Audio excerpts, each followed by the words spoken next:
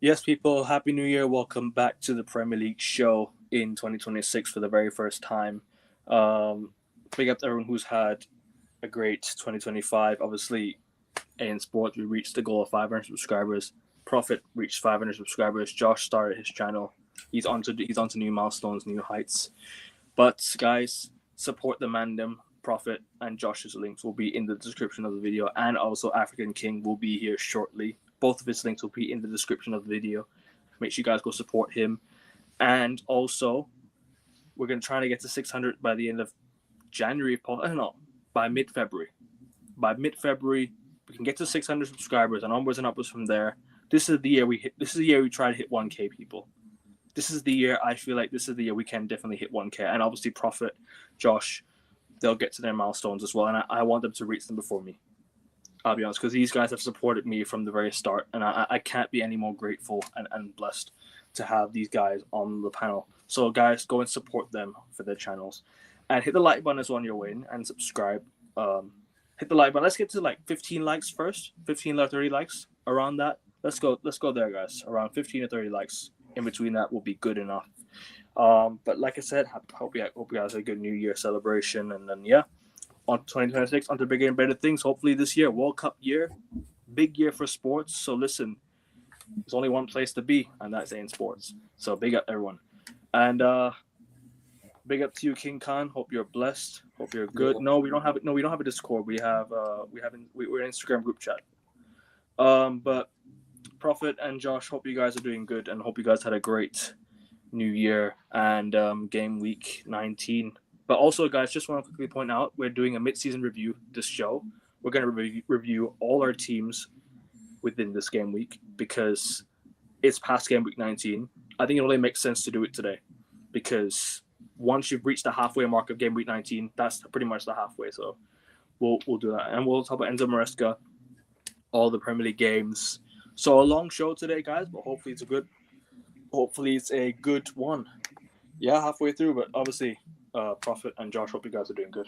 Hope you guys are all blessed. Hope you guys have had a happy New Year. I have. Made better by the fact that Arsenal are the only team in the top 7 to get 3 points and extend our lead to, turns out to be 4 points after Sunderland held Man City on New Year's Day. Yeah, good New Year. 2026 from an Arsenal perspective looks to be very promising, and hopefully this manager, who has failed to deliver for 6 years, finally delivers now. I hear you. Prophet, what's happening, bro? Oh, good man. Oh, good, bro. Yeah, hope you had a great New Year. Wish it could have been better. We didn't win yesterday, but it's what it is. Yeah, fair enough.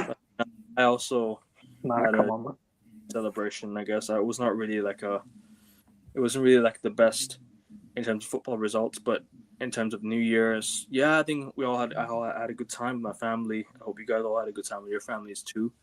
And yeah, now we'll get started. But then yeah, I hear you, King Khan. I actually hear you, man, because if Man City are gonna get dominated by Forest and then now Sunderland, obviously 2 bad games, but maybe it could be different.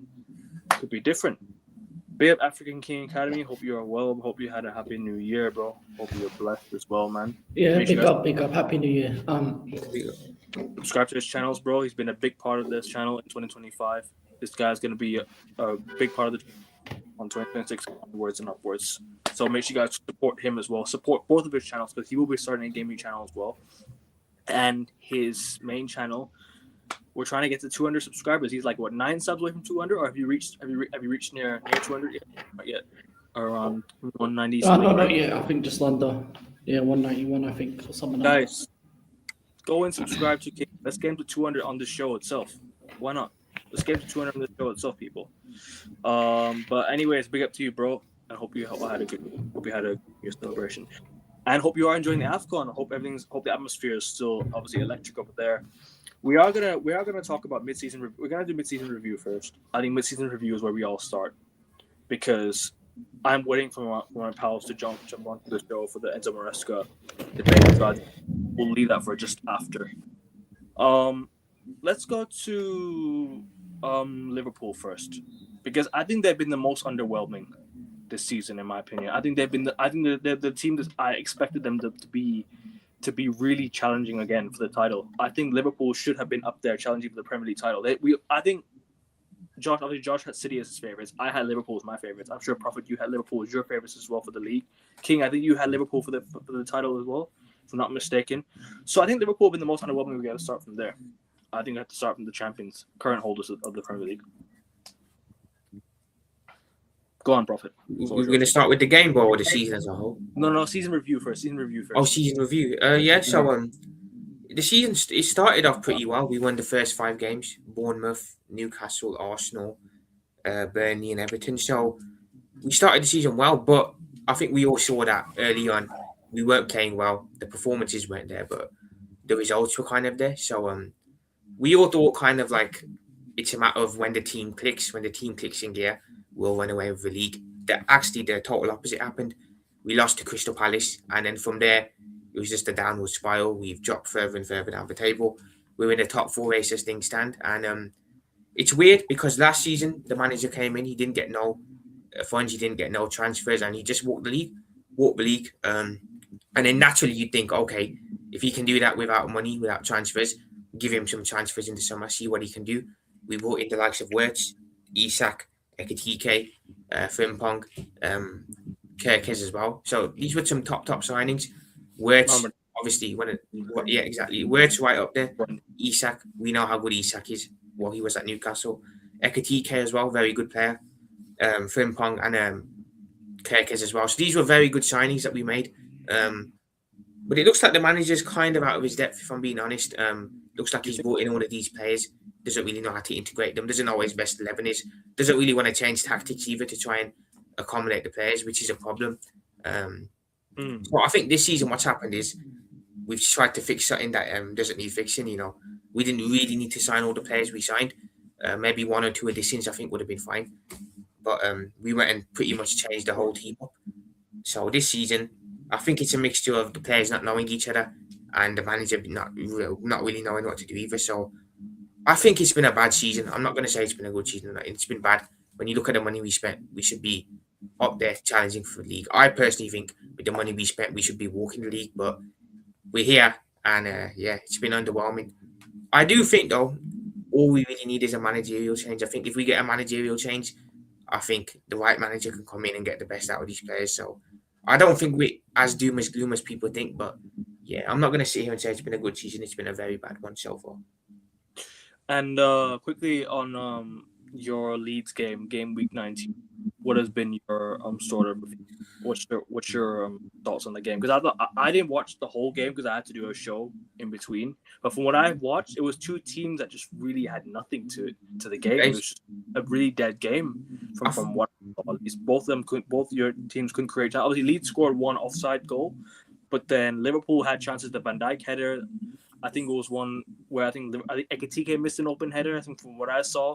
So it was missed chances, but then again, there was nothing much to the game, like from what I saw. But I want to know your thoughts on the game as a whole, and then obviously I'll get to the rest of the panel as well on the games and whatnot. But floor is yours again, Prophet. I think I don't think it was the worst performance ever yesterday. I don't think it was bad, but we just couldn't find the net. We had chances, like you said, but there was no one clinical there to finish. I think Isak would have been perfect for a game like yesterday. When you need someone who's just going to put the ball in the net, I think he would have been perfect. I think if he played the game, he probably would have gotten 3 points. But yeah, Leeds played a low block. You knew they were always going to play a low block, though, to be fair. And while we had chances, it's not like we weren't having chances. It's not like we weren't creating anything. We just couldn't finish. And ultimately, that was the problem. It's annoying because, we were given a lifeline. Man United dropped points. Chelsea dropped points. Villa dropped points. Could have gone 5 clear of United. When do we not drop points? Exactly. When do we not drop points? Exactly. But could have gone a couple clear of Chelsea too. 100%, man. Yeah. Could have closed the gap on Villa as well, but we dropped points as well. And then now I think United can go above us again if they beat Leeds. So no, we won't. Peak. We won't, bro. We're not going to go above anybody. We're going to where we are. This manager's going to be a dud for the rest of the season. World Cup's finished. But I'll get to It's peak. But yeah, an emergency stream soon. United fans, stay alert. There'll be an emergency meeting coming very soon, and everyone, you're free to tune in and cook us. I don't give a shit. I don't give a shit anymore. At this point, I'll just read all the cooking, and I'll cook my own club myself. But you have the floor again, bro. Yeah, but yeah, it was just one of those where the performance wasn't bad, but the conversion rate wasn't there. To be fair, Ekatike should have scored. Even what you call it, who else had a couple of chances? I think Word should have scored as well. To be fair, so there were players in the game that had chances, but just didn't convert the one in the back of the net. If there was one positive from the game, I will say I think Frimpong has looked good since he's come back from his injury. I think he was good against Spurs, assisted Ekatike goal, got an assist against Wolves as well last week, and I think yesterday again he was everywhere all over the pitch. It's just the same. No one could really converse the ball in the back of the net, but if there is one positive from the game that I take is I think Frimpong is slowly starting to show why we bought him, because I think he's been very good the last 3 games. But performance yesterday, nowhere near good enough. We should have won that game, no excuses. Fulham away this Saturday, not going to be easy. Then Arsenal away next Thursday. Yeah, it's one of them where it's a bit peak at the moment. I hear you, King Khan. Our squad is thin, but whose fault is that our squad is thin? The manager. The manager should have demanded more signings. So it's on him. He has to take the blame as well. You know what I mean? It's his squad. He's the one that asks for the players. He's the one that accepts and says, okay, I'll take this player, I'll take that player. He's the one that makes the decisions on the transfers too. You know what I mean? The manager, of course, has to have a say in who he brings into his system and whatnot. But obviously, I want to know you guys' thoughts on Liverpool Leeds. If you guys watched that game, and did you watch that? And what do you think of Liverpool this season? I watched the game. I was very, very impressed by Leeds' performance. I feel they were probably the better side, particularly defensively. Like you said, Akhavan, Dominic Calvert-Lewin had the ball in the back of the net, was just offside. I think Liverpool's best chance of the game came from a corner, Van Dijk's header. Ekatike completely bunched up an open goal, as you mentioned earlier. And that's six games unbeaten for Leeds now, ever since Farke got threatened with the sack. So they've been absolutely fantastic. They've beaten Chelsea. They've taken points off Liverpool twice. They've taken points off Sunderland. Dominated the game at the Stadium of Light. They've been absolutely fantastic. And one thing I will say is Ethan Ampadu's yellow card was disgraceful. I'm not into conspiracy theories, but Chris Kavanagh is from Manchester. Leeds play Manchester United next. Ethan Ampadu's Leeds' most important player. I don't know. Might have been a bit dodgy there. It certainly wasn't deliberate, so no yellow card should have been issued. But he could be from the blue side of Manchester. Fair enough. And basically, I feel Leeds were hard done by that booking, especially as he will get suspended for the United game. But listen, all credits to Daniel Farke. Listen, I've seen Farke in the Premier League twice with my local Norwich, and it really didn't go well.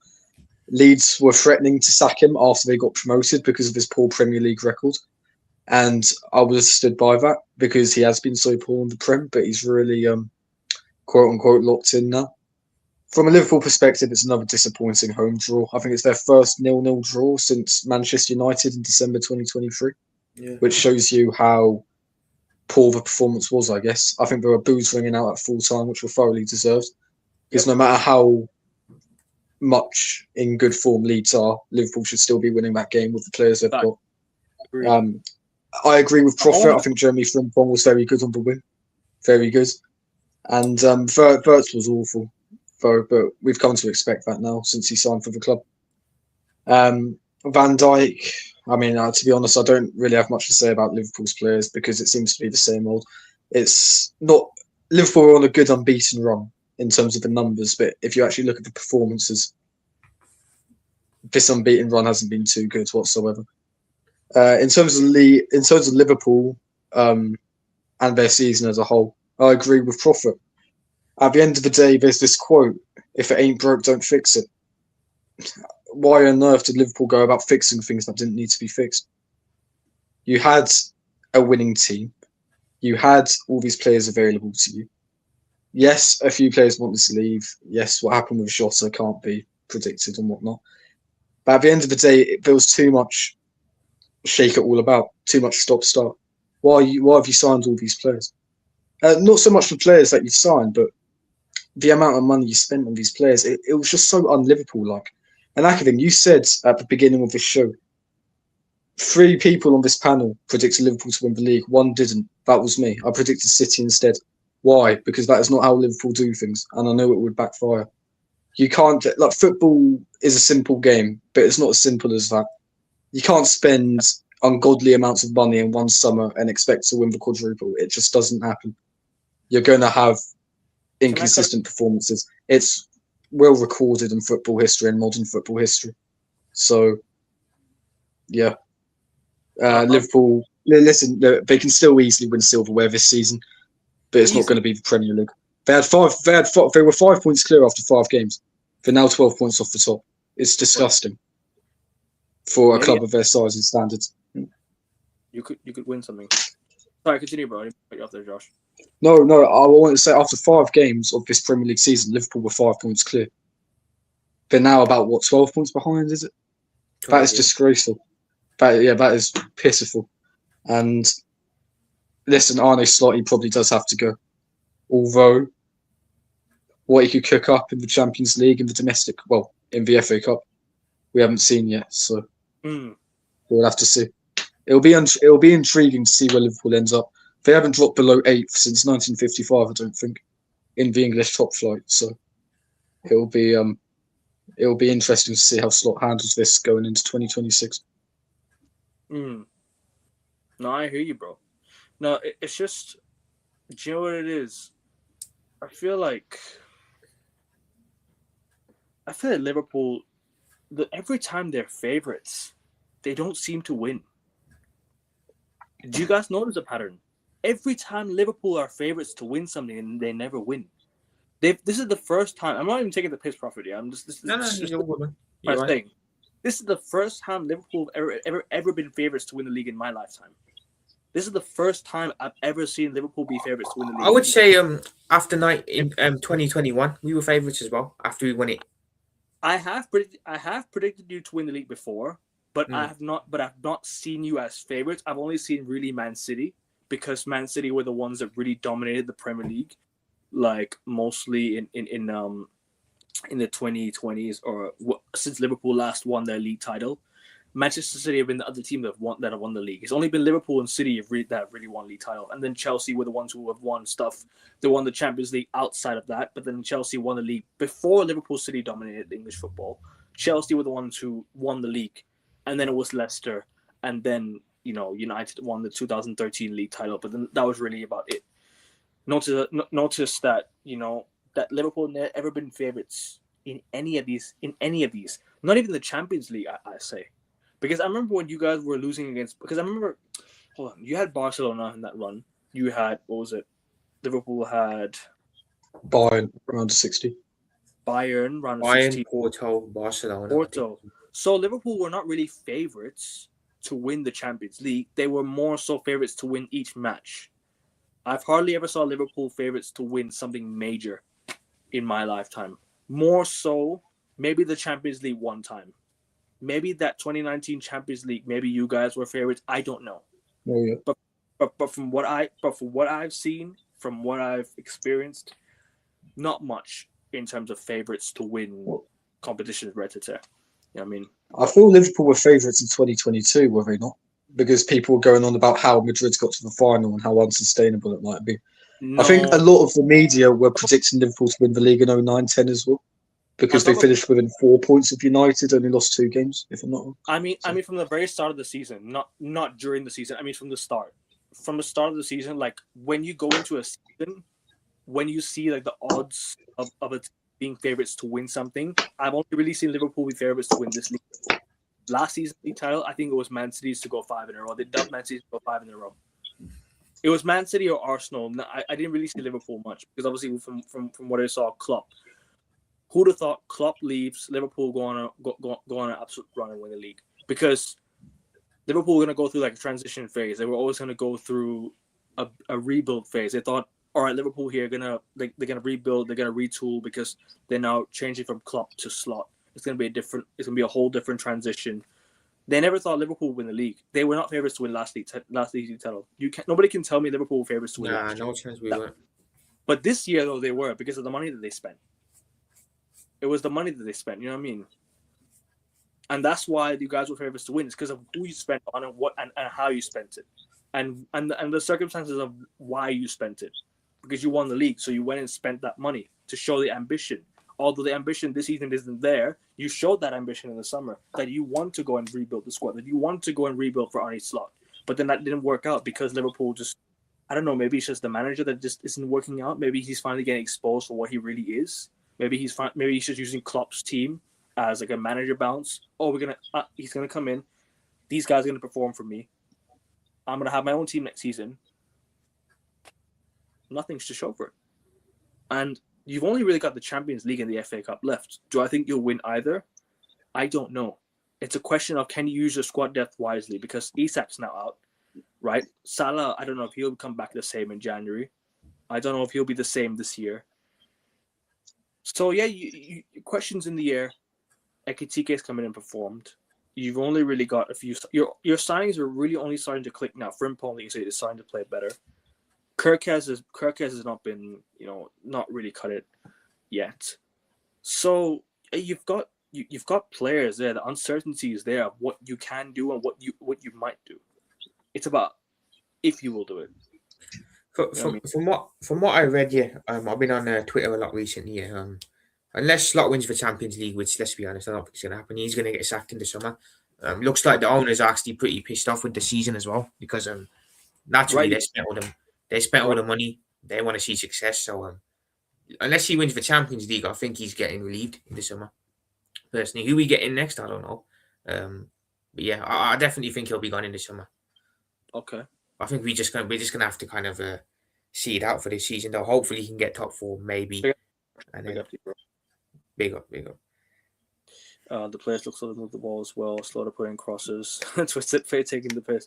You drew to Wolves, man. You drew at home to Wolves, so we are nobodies. We're the nobodies. I'll be real. But King, over to you on Liverpool, man. Obviously, the game and obviously their season so far. What do you make of their season so far? I didn't watch the game, so I'm not going to say anything on the game. I'll be honest with you. But drawing to Leeds, it is what it is, isn't it? My team's lost to Leeds, so I'm gonna take the piss out of that one. I will say this though, in terms of the last summer, I think the one thing that I've realised is that for that team, Liverpool, for them it takes more than one summer to rebuild their squad. They have to rebuild their squad because the players from the club era are either old or they're kind of out of touch, really. You look at Mo Salah, you look at Van Dijk, you look at Konate, you look at some of these players, they're coming to the end of their tether in terms of their viability in the squad. So I think the mistakes they made is when you sell Luis Diaz, you have to replace him. I think they did well in replacing Nunes and RIP Diogo Jota with Isaac and Ekitike, but they didn't replace Luis Diaz. They didn't get themselves a sufficient right wing backup for Salah because they don't. Well, he doesn't use Shays at all, which is for me doesn't make sense. Either you sell him or you use him. In terms of the fullbacks, Kirkes was expected to be a lot better than he was. Obviously, he was one of the best left backs last season. He came in, he kind of struggled. You don't really expect that. Frimpong as well, quality right back, expect him to come in and he just didn't hit the ground running. So those are unfortunate. Midfield, I think they needed a DM. I think they've never got an actual DM, an actual destroyer. That's something that is missing in their midfield. And then the centre-back situation. You can't go into a season with 3 centre-backs. Obviously, unfortunately, Leone got injured. But your 3 centre-backs are Van Dijk, Konate, and Joe Gomez. And Joe Gomez, you saw what Matoma did to him. He turned him into a twerker. Van Disney, he's a twerker as well. And Konate's been twerking all season for Madrid, but they said no. So they need to reshuffle those centre backs. If anything, I'm getting rid of all 3 of them and building a whole new centre back line with Leone. Keeping Leone is the only one that I would keep in the long term, but they need new centre backs. The likes of Schlotterbeck, where he maybe 3 or around 3 centre backs they need, and maybe a couple from the academy, or 2 centre backs, 2 from the academy, whatever way you want to do it. But they need to rebuild that back line in terms of the middle of it. Obviously, the goalkeeper situation is fine. Marmash, whatever his name is, Georgie, the one who's replacing Allison, that's a good deal. So I think that, pardon me, I think their biggest issue is the centre back area, because at least you needed to bring in another centre back. And when the Guehi deal fell through, I think that was a big thing, because I feel like that's been a position where when Kamar's been playing poorly, there was no one to replace him. Yeah, and then the midfield, no DM, so there's no destroyer. And I think the Wirtz signing, the only reason the Wirtz signing makes sense is if you build the squad around him. But if you're not going to build the squad around him, that was a waste of money. So I think he's the only player that I think is a waste of money, unless you build the system around him, because he's a natural 10, he's a creator, and you need to create a system that kind of does that. Because if you don't, then it's just a waste of a signing, because he's not a natural CM, he's not a CM, he can't play on the wing. You need to put a system out there where he can play in the 10 and be the creator he is. And also, the attackers around him needs to finish the chances that he makes, because the amount of times that Salah or Isaac or even what's his name, Gakpo on the wings, he's made chances for them, they haven't finished, so they're not even clinical enough for his creativity as well. So for me, like, unless you're gonna move towards building the system to fit Wirtz in, he's probably the only issue that I have. Everything else I'm fine with. I think the fullbacks, they're good. They'll get better over time. I think the 2 strikers are elite. You can play them 2 up top or even as one, with one as being the backup, that's fine. Left wing needs to be sorted out. Centre backs need to be sorted out. Get a DM and build a system around Wirtz, because if you don't do that, then you're just always going to be in this position where he's kind of nowhere to play. And I think that's the biggest issue. And it's going to take more than one transfer window to kind of rebuild this. And I feel like Slot, for me, his biggest mistake was to play the same systems as last year. He needed to create a new system over the summer in order to kind of facilitate the new players that he brought in. The moment he didn't do that, the moment he pretty much destroyed his whole season, and his stubbornness not to change. And when he did find a system that worked, he didn't stick with that system. So I think he has to go, because I feel like if you get a Xabi Alonso or if you get a Glasner that plays a free with wing backs and those type of systems, that would work better for what Liverpool have right now and going forward. Because you have to move on from the Salahs, the Van Dijks, and then players. The future is Wirtz, Isaac, Ikatike. You know, Van Dijk and Mo Saudi, they're going to be gone next summer. So you have to build a system for the future. And that's what I think Liverpool need to do. And they'll be back next year. I think whoever the manager is, they'll be back. I think if they get the right one and the right system, they don't go more. They'll have a good season next season. And I will even say they'll probably be favourites next season if they can make the right moves as well in terms of centre backs and stuff like that. If they can get a Guehi and a Schlotter back in, refresh the team, get a right winger, get a left winger, and then they'll be all right. But we'll see. Fair. Big up to Jack. Big up to you, bro. Hope you're well. Hope you're blessed. Hope you had a good New Year and everything like that. Just a quick question. Just a quick thoughts on Liverpool this season. Like we're doing a season review so far. Just want to know your thoughts on Liverpool. And if you want to give your thoughts, let me know. And we'll move on to the next one first before. If not. Well, so you're saying I give my thoughts on Liverpool thus far this season? No, go on. I mean, we have to, bro. Like, to be honest, I don't know. Liverpool have been stop-start in terms like between, I'd say, September to like November, and then they sort of picked up form. Obviously, they're 4th in the table right now, if I recall. And like, fair play to them. Obviously, they spent the most out of all Premier League teams in the summer, something like 400 to 500 million pounds outlaid on players such as Isaac, Ekitike, Kerkez, Mamdashvili. The deal was agreed beforehand in January, I believe, but he was loaned. He was loaned back to Valencia and whatnot. But like, it was last summer, the summer before that. Yeah, apart from who do you flip? Isak and Kirkes and Wits, who's now picking up form. Obviously, scored against Wolves the other day. No, not Wolves. Sorry, was it Wolves?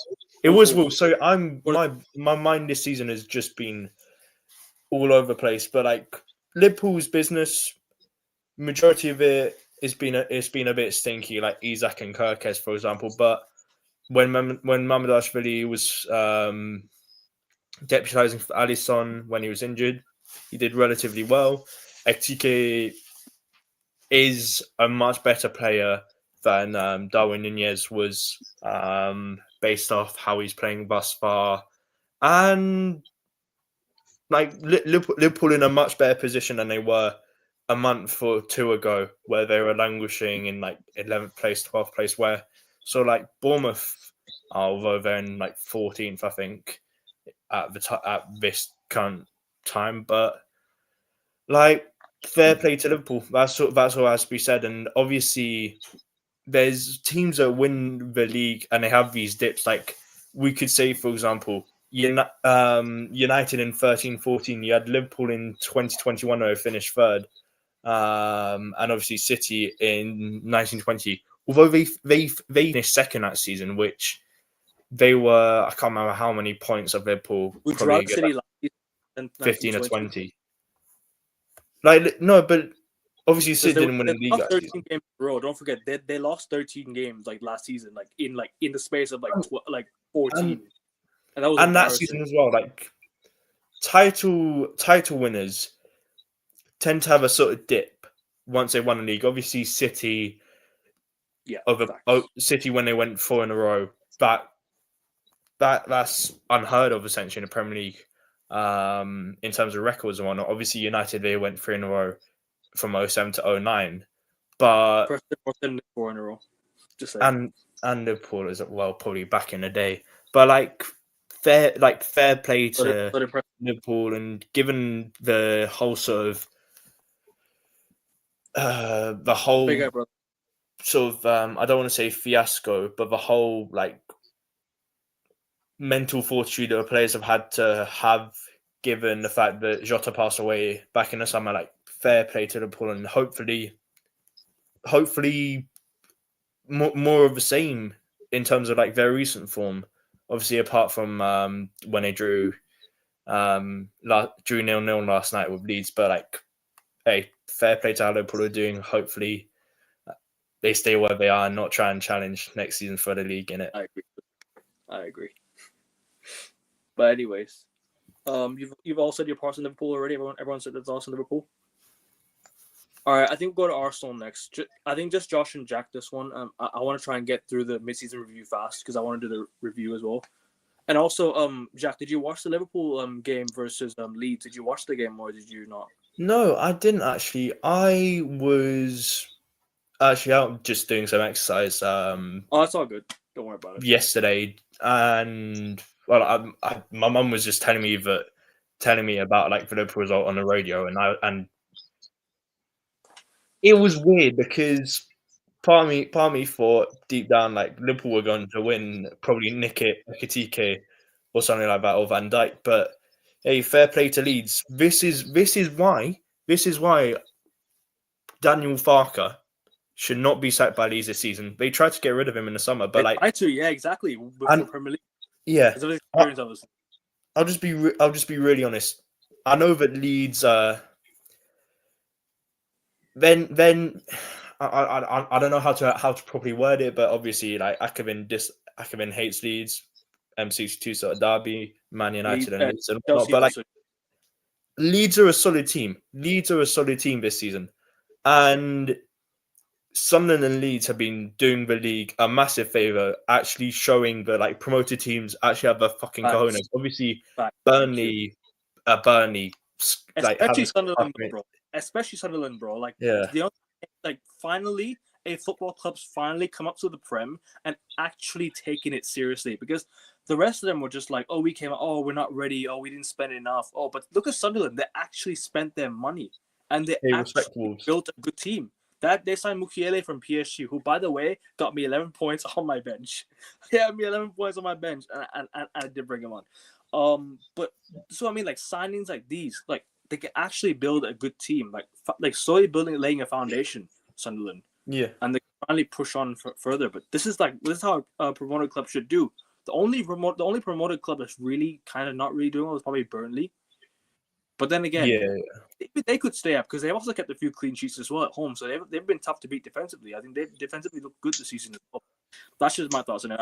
I'll continue, Jack. I mean, you got your but same sort of like principle in a way. Like Leeds, they bought Noah Okafor in the summer from AC Milan, and that's unheard of. Like you don't expect someone going from Northern Italy, from Milano to Yorkshire, and you got the Leeds lads there. Like you don't expect that. Like fair play. And I know that Cameroon didn't score yesterday, but what was it? He was on a run of scoring in three, four, maybe even 5 consecutive games, and like the team that Leeds have at their disposal it realistically is probably I don't know if I'd say it's worse or better than their team in 2023, which they got relegated. Nah, I don't think so. I'll be honest with you. I don't think it's better. I think that team, I remember when they had Alioski.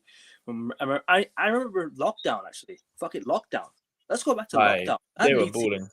The Alioski, they had, Rafinha. What's his name at right back again? The one Luke Ayling. Yes, Luke Ayling. Yes. Even Middlesbrough, if I recall. Patrick Bamford was balling out. I remember they had.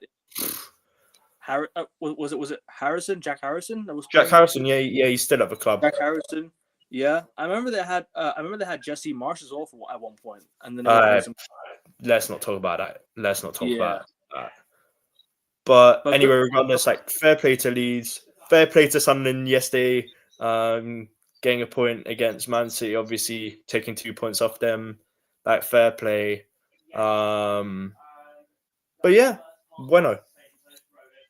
So yeah, you said your thoughts in the game. Over to Arsenal.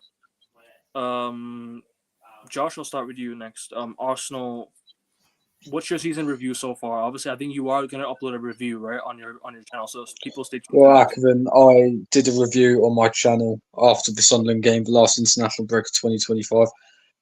One thing I will say is we could not be in a better position at the minute. One critique I do have is that we should be more than 4 points clear. I look back to Arteta's team selections at Anfield and especially at home to Manchester City. His stubbornness in only making one substitution, and that was Mosquera to change to a back 5, holding out against Sunderland when we should have gone to seal the points.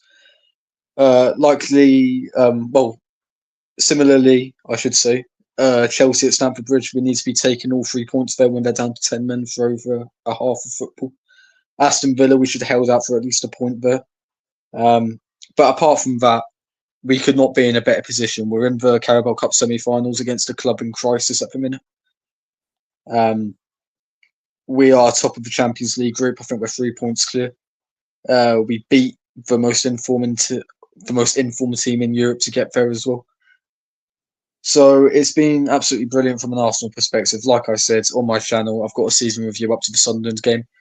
If you want me to quickly go through the games up until January, Tottenham, let it all work out. That was fantastic. Bayern, another wonderful performance. Chelsea, we should have got all 3 points, but we were the worst side, even with a man extra. Brentford, solid win. Made it harder than it should have been. Aston Villa, heartbreaking loss. Should have held out for at least a point there. Club Brugge, fantastic 3 points. Madueke with a brilliant goal in that. Wolves, absolutely disgraceful performance. Scams 2 own goals in order to get the win. Everton away, another pretty shit performance, but at least we got the win. Crystal Palace, we really need to stop conceding last-minute goals. We even did it against Aston Villa on the 30th of December, but eventually we got through on penalties where we faced Chelsea in the semi-finals. We really need to be winning that competition, that trophy. And lastly, Brighton, fantastic. Fantastic win, made it harder than it should have been again. That's been a key theme throughout this season. And Aston Villa, that was an absolutely wonderful performance, absolutely exceptional. Marino should have been sent off when it was 2-0, but like I say, after we've had to go through the indignity of linesmen, people in the VAR room forgetting to draw lines, fouls that aren't fouls that lead to our goals being disallowed, fucking getting our players sent off for nudging the ball 2 yards. Oh, you think I'm going to care about one player possibly getting sent off? No, I'm not. So I know that sounds selfish, but listen, we're going on 22 years without a league title here. I don't give a fuck how we win it as long as we do, and we're 4 points clear. Listen, the goal is simple: win all of our league games, and we're champions. We've got to aim to do that, including at the Etihad. So, hopefully we do. I 100% agree with this comment. You need to beat Bournemouth, otherwise the Villa result means absolutely nothing. And if we're semi-serious about winning, we injure Semenyo before he's moved to City. Now, obviously, I don't. obviously, I don't actually want Semenyo to get injured or anything. But if you're going to be a nasty bunch of "see you next Tuesdays," as Mourinho said in his Spurs documentary, listen, you would do that. So, food for thought for Marino and Timber. Fair enough. Is that all you want to say on the season review? Yeah, Ackerman. We've been perfect this season so far, and hopefully 2026 is one to remember because we've been waiting too long for a club with our resources. Jack, talk about the Villa. Oh, you talk about the Villa game as well. The Villa game, Josh. Well, I mentioned it briefly. It was a fantastic win. A lot of people were rattled by that for whatever reason. Unai Emery refusing to shake hands. Listen, you should have been sacked after Baku. You're a brilliant manager. You're better than the manager we currently employ, but that was being a sore loser. Arteta shook your hands at the end of the game after losing in the 95th minute. Have a bit of dignity. So that's all I have to say on it. You know what's fine? Yeah, if that was Arteta that did that, that'd be everywhere. Oh, no, seriously. Yeah. Exactly. Different styles for different people, but listen, it is what it is.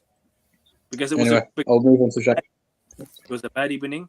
Yeah, they had to let it slide.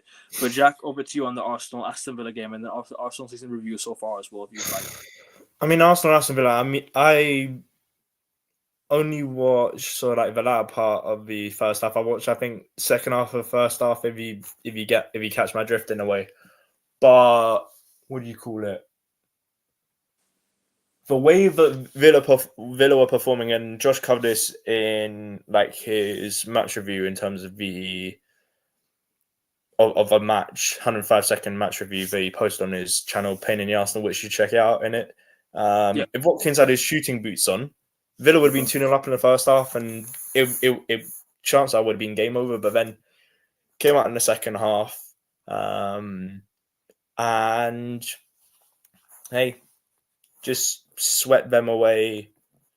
2 goals in the space of like 3 minutes and whatnot. Absolute pandemonium. Getting 3 points over Aston Villa. Obviously, they scored last minute winner from Emi Buendia just a matter of weeks ago at Villa Park, and good bit of revenge in a way, because they are essentially sort of our bogey team in the past few seasons. I'd just say, in terms of probably last few seasons, but like particularly last season and the season before, where we dropped points against them at home. Like we lost 2-0 and that essentially lost 2-0 back in 2023-24, and that essentially virtually handed City the title. And it did the double over us that season. Yeah, we beat them 2-0 at Villa Park last season, but then we were 2-0 up and then bottled it against them at the Emirates last season, which would have been a chance to get, I think, within 6 points of Liverpool or something like that. But hey-ho, regardless, that's in the past and we shouldn't dwell on that. Only sort of sticking point with a match, personally, is that the fact we didn't keep a fucking clean sheet, for fuck's sake. Like it was written in stars we're gonna win 4-0 or something like that. And then there was that McGinn chance, which luckily Raya saved, and it's just one of those scenarios. If he goes either side of Raya, it's a goal. And then obviously they got the consolation goal later on, Watkins scoring against Arsenal again, scoring in back-to-back games. Obviously he got that brace against Chelsea last weekend, which was fucking annoying, to be fair, because I just want Chelsea to win that match. But regardless, another second point I just want to say, because I discussed this a wee bit with Josh, because what's his name? Ethan Ranieri hasn't featured much this season for Arsenal. Why the fuck did he not come off a bench or something like that? Give Saka a rest, or give Trossard a rest, or give Odegaard a rest, because he can cover on either flank and as a number 10, and Arteta hasn't given him a fucking chance. And like rumors saying he could be going on loan to Bournemouth in this transfer window. Who knows? But transfer for actually, for real. But it's like you need to give him game time. Obviously, he had a lot of game time last season. Got, I think, 8 goals last season in like Saka's absence when he had that hamstring injury and whatnot. But Arteta needs to put his faith into him, because he had a good performance off a bench against Club Brugge a matter of weeks ago, combined with Gabriel Jesus, who scored a weekend I didn't add. But he needs to have more faith in him, I will say. And it's I don't know if this is sort of like a way to describe like this season. That match is almost like a microcosm of this season in terms of we look like we're gonna have shit kicked in or something like that, but like we fucking knuckle down and get the win somehow, and that's what we need more. That's what we need more of. Just fucking take the game by the scruff and neck, even if we're going through a shit, and just fucking win, get 3 points. And realistically, within this sort of tight race, obviously we're 4 points clear of City. It's the 2nd of Jan. We've been in this sort of position before with a bigger margin. Obviously, there's that 8 points clear in March or something like that, or February when we beat Spuds at Shite Hart Lane or Tottenham Hotspur Stadium or whatever.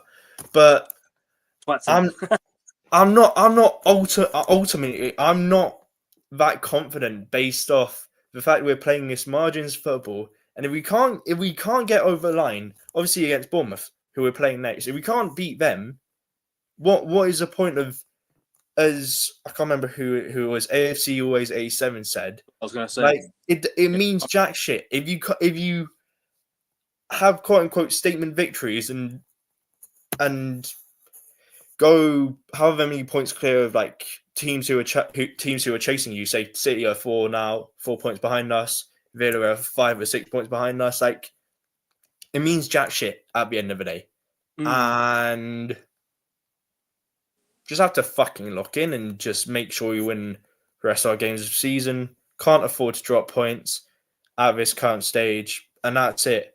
And overall, just to... Fuck you, Akavin. Sorry. It's just where you put in a private chat. Fuck's sake. Okay. Sorry, bro. No. It's all good. It's all good. Silent S in my name anyway, so it works anyway. But hey, what do you call it? Like, this season's just been wishy-washy in a way. Like, we need to be fucking consistent. We need to be more consistent and actually score more open play goals, because we had that problem when Gabriel was injured. Gabriel Magalhaes, should I say, was injured, and luckily he's back in the team now. But we weren't scoring from corners, and we need to be more confident and actually just break teams down, because obviously loads of teams just learn how we play, and we need to be more fucking resilient and just get over the line. That's all that matters at the end of the day. And if Arteta tries to piss about in a Carabao Cup against Chelsea in the semi-final, or Chelsea at home later in the season, or when you play City at the Etihad, or when Liverpool travel down to London, or Man United, then like there's no fucking excuse, because we supposedly have the best defense in the world, and we have one of the best wingers in the world in Saka, and we had 2 years ago one of the best midfielders to be compared similarly to Kevin De Bruyne in Ødegaard, and we signed Eze for over 60 million pounds. Like, you look at the amount of money, and I know this is just a common sort of like talking point that people use, but Arteta spent £1 billion and whatnot. If you can't get over a line, Oxin Billah, that's all has to be said. But yeah, that's all I have on this, isn't it? Fair enough. And you talked about the Villa game as well. I didn't watch the Arsenal Villa game, but it's a good result for you guys. Very good result for you guys, and it's a result that can definitely push you on for the rest of the season as well.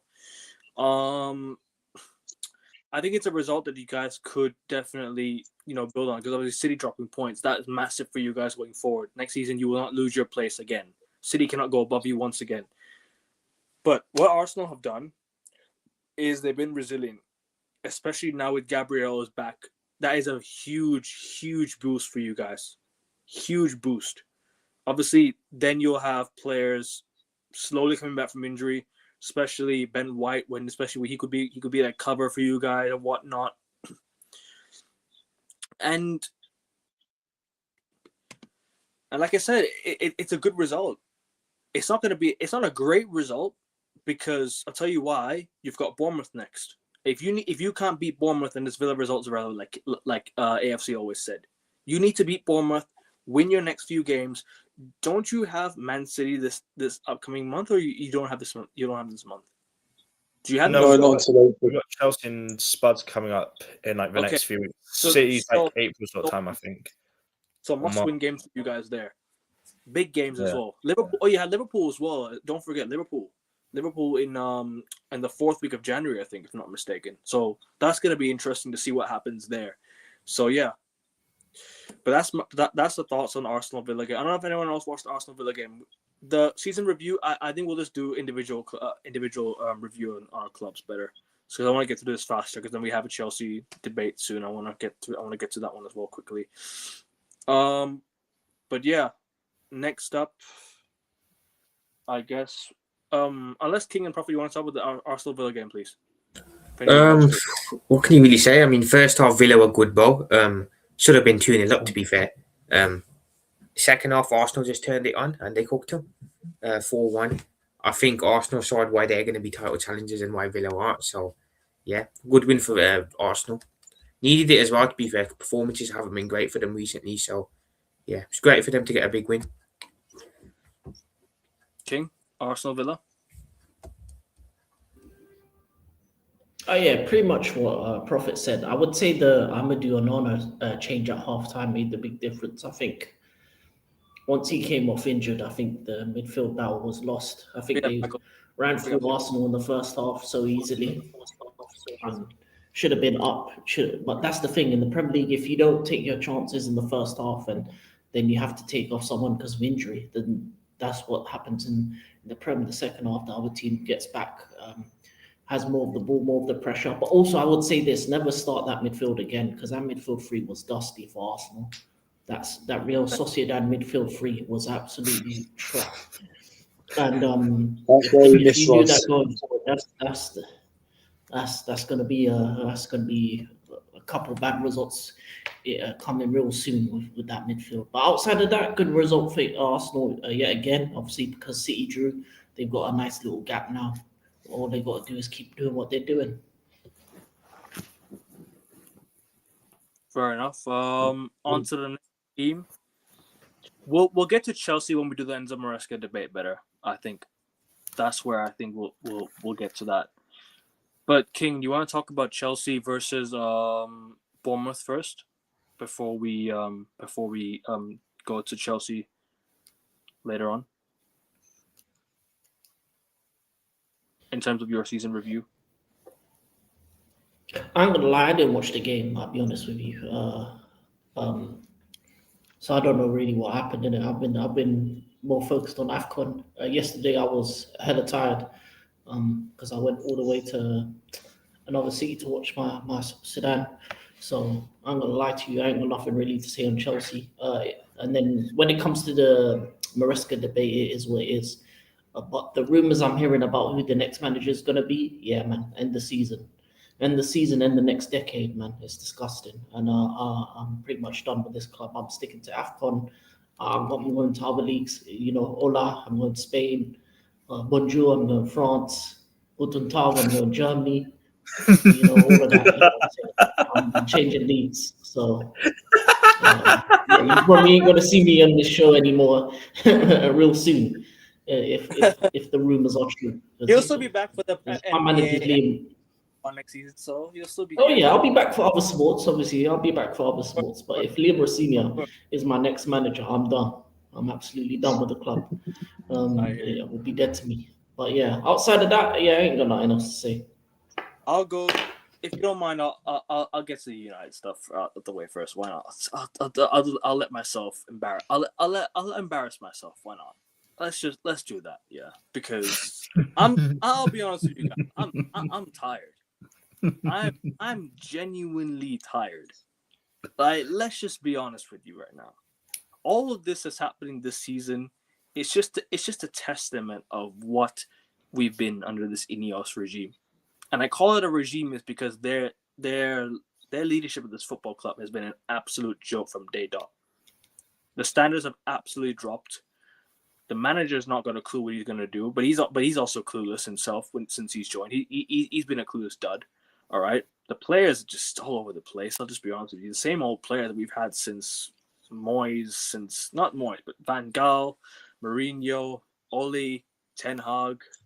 The same shit mentality players. So I can talk about the whole lot from top to bottom.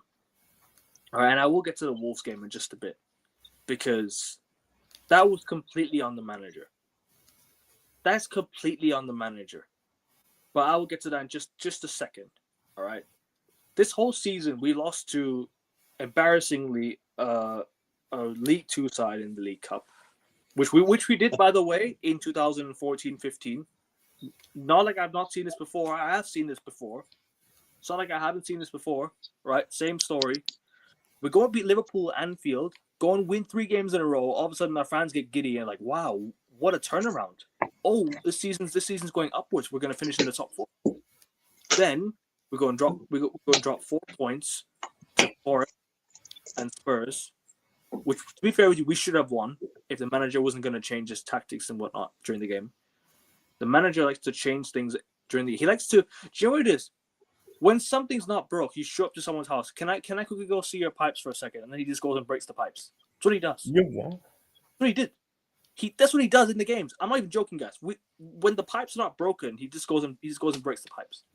That's what he does against Wolves. Why are you changing from a back 4 to a back 3 when things are going completely, you know, when things were fine?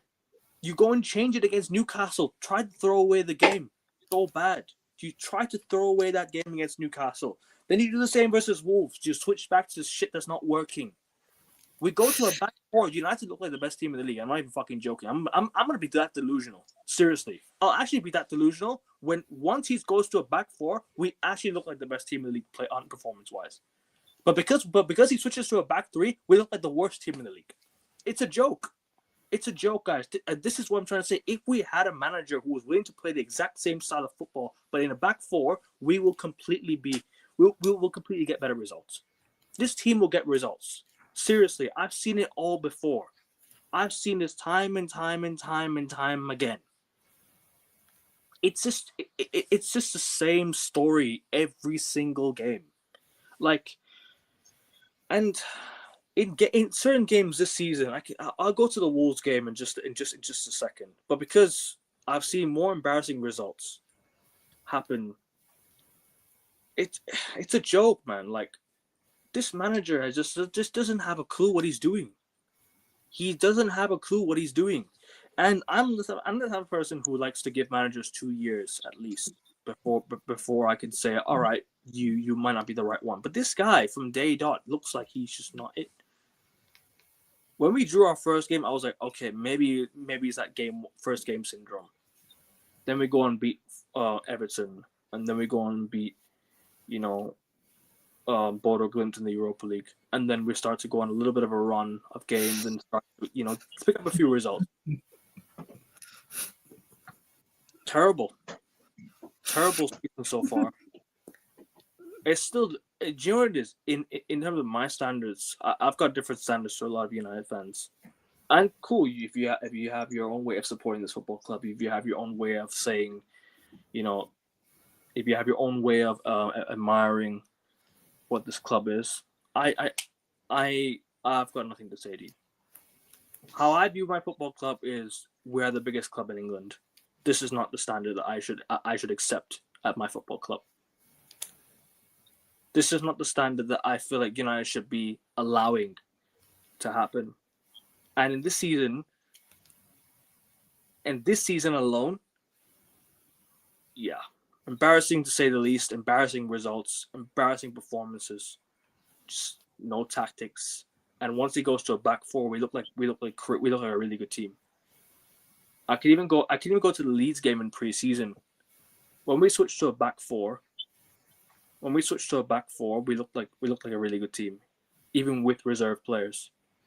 Bro, Dorgu was playing so well at right wing. You put him at left wing back and left back the next game. Why? Just why? Why do you fix things when it's not broken? Seriously, man, this guy is really clueless, and I'm not even taking the piss. Like, this Wolves game just tells you everything you need to know about this guy's reign at United so far and what we have been the last year. A pub side. We've been the standards of a fucking pub side. That's the standard of Manchester United right now. Literally the standard of a pub side. Yeah? And you don't hear that term very often, but that's just what it is. It's a pub side standard. We're not good enough to compete in this league with this manager.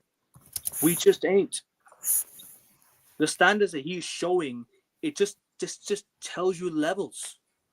It tells you everything you need to know. And I will constantly say the same sentences over and over again. Yeah? It's become a joke. That's true, Jack. It is offensive to pop sides. You're not wrong. It is offensive to pop sides because we're worse. No, seriously, we are. Right? But it's what it is. I'm not going to get into the rest.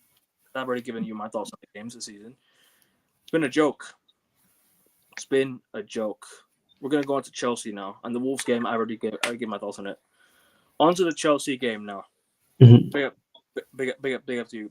Big up to you, pal. Hope you're well. Hope you're good, man. Hey, yeah, thanks. Thanks for having me on. No time. We're going to go to, I think, the bigger topic. Enzo Maresca. King, if you want to give your thoughts on Maresca as well, please feel free.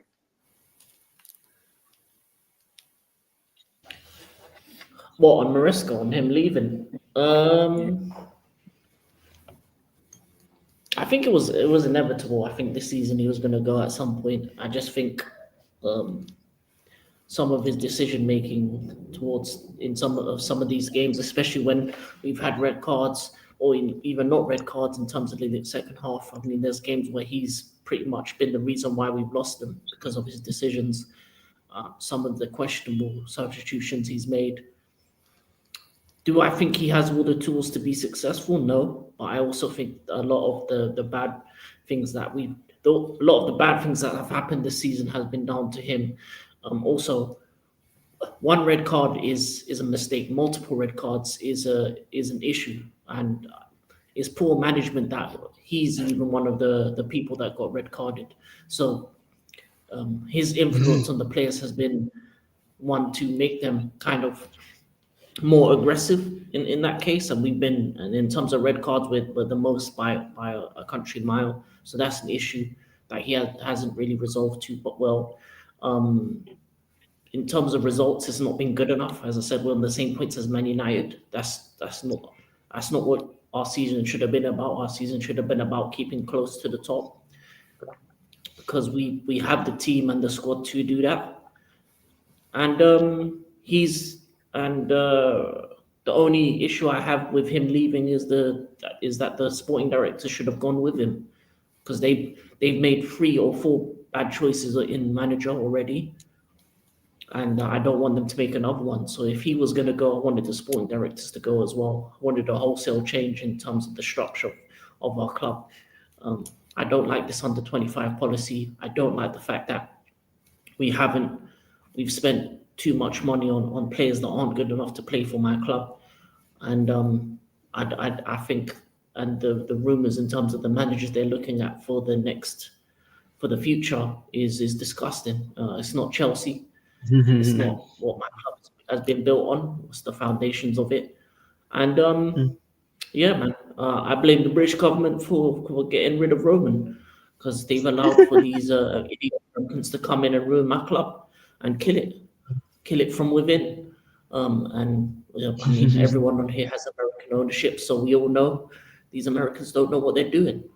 And yeah, that's it really. I ain't got nothing else to say. If the next manager isn't to my liking, as I said, bonjour, hola, guten tag, buongiorno. I'm moving to other leagues, or howdy y'all. I'm gonna go America and watch NBA and NFL. As I said, I've got other teams and other sports. I don't need to stay for this bullshit. So if they make the wrong decision next, which I think they will, because the names that they're looking at are disgusting and not of the level of my club, then I think this season and the next maybe decade is over. So yeah, man, is what it is. Nothing more to say. Anyone anything? Yeah, I agree with a lot of that. Disagree with some things, but agree on the new owners being awful. Absolutely. Not knowing how to run a football club. They see our squad as an asset portfolio, not as a group of players.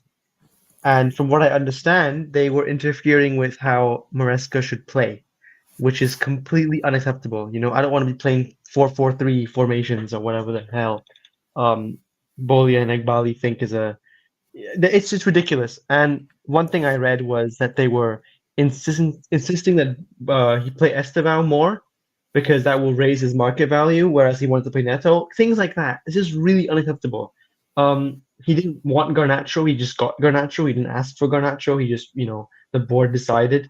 I think Delap is the same. The board just thought, we have a player here who's undervalued. We can sign him for 30 and flip him later.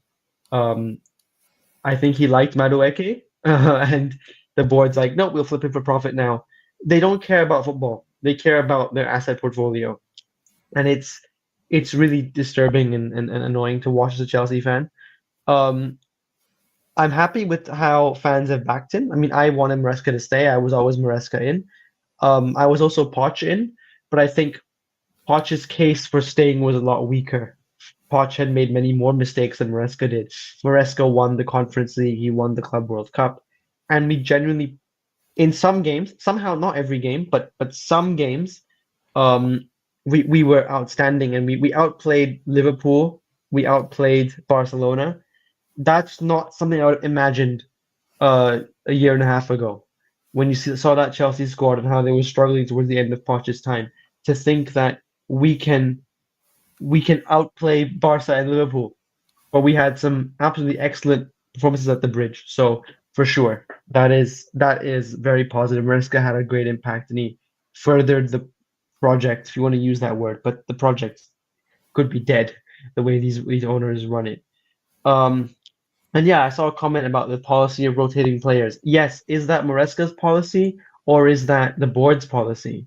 Now suddenly that's completely in disrepute, like rotating center back pairing so often. No winning team changes center back pairings all the time. And I used to blame Maresca for that. But now all the stories are coming out. Is it the board? If it's the board, that is completely unacceptable. That is ridiculous. That's insane. They have no idea what they're doing. It's the coach's job to coach. It's their job to run the finances. Sure, maybe signing players is a joint project between the manager and the owners and the sporting directors. But who plays? That is the coach's job. And if they can't respect that, they're awful owners. And what I worry about now is that they're going to go for someone who also has, they can control, the yes man. I've heard a lot of negative things already about Liam Rosenior. All I want to say is about Liam Rosenior. He's an awesome Guardian columnist. He has very based takes on global politics, and he will annoy our fan base because our predominantly right-wing fan base are not going to like it when they discover his top-tier Guardian articles. So that's one thing. Yeah, I'll take the cool Guardian columnist, the lefty Guardian columnist. I'll take him as our manager. And also, I remember when I was about 14 years old, I would email PL Fanzone every week to write my rants about Benitez and Mourinho and whatever was going on at the time. And Liam Rosenior's dad, Leroy Rosenior, would be reading my emails when I was 14 years old. He'd be reading them on TV.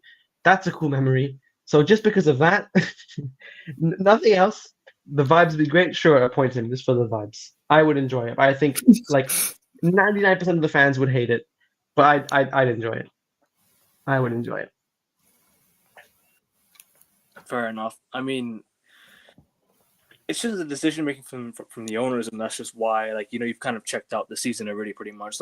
You kind of lost interest in terms of obviously what's going on at the football club. I remember you and I having a chat the other day about obviously what the decision that the owners made. Do you think he got sacked, or do you think he resigned? What do you think? What do you think happened? Do you think he just left because of he was just pissed off at the owners, or do you think he got sacked behind the scenes and nobody knows about it? I don't know what the actual.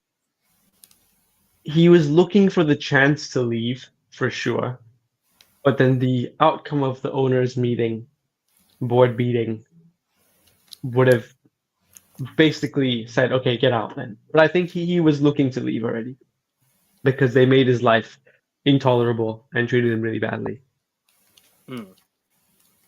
King, you wanna add to that as well? What in regards to what? In terms of obviously what you said, you want to add into that as well? Do you want to rebound or? No, I ain't got nothing else to add. To be honest, mate. I'll be honest. In terms of I'll be honest with you. I'm done. I'm done talking about it. For me personally, I think the owners they're idiots. I'll be honest with you, they're idiots. I think the sporting directors aren't good enough. I think, and this is even like we made better decisions prior to Roman as well in terms of the players we brought in and the type of quality of football we played. So, was Maresca always going to get gone? I never thought Maresca was going to be the guy to win us the big trophies. I don't think he was ever going to be that guy. He was the guy to build up the squad. Maybe build a good atmosphere, etc., etc. He was the guy before the guy. But the problem is they're getting another Maresca. They're not getting a manager that's going to come in and win things for us. They're going to another manager that's going to be a project, a babysitter of kids. That's what they're hiring. They're hiring babysitters. That's what all they're doing. They're hiring footballers that basically the edges of kids, and they're hiring babysitters. That's what they're doing. It's Chelsea daycare. It's not a football club.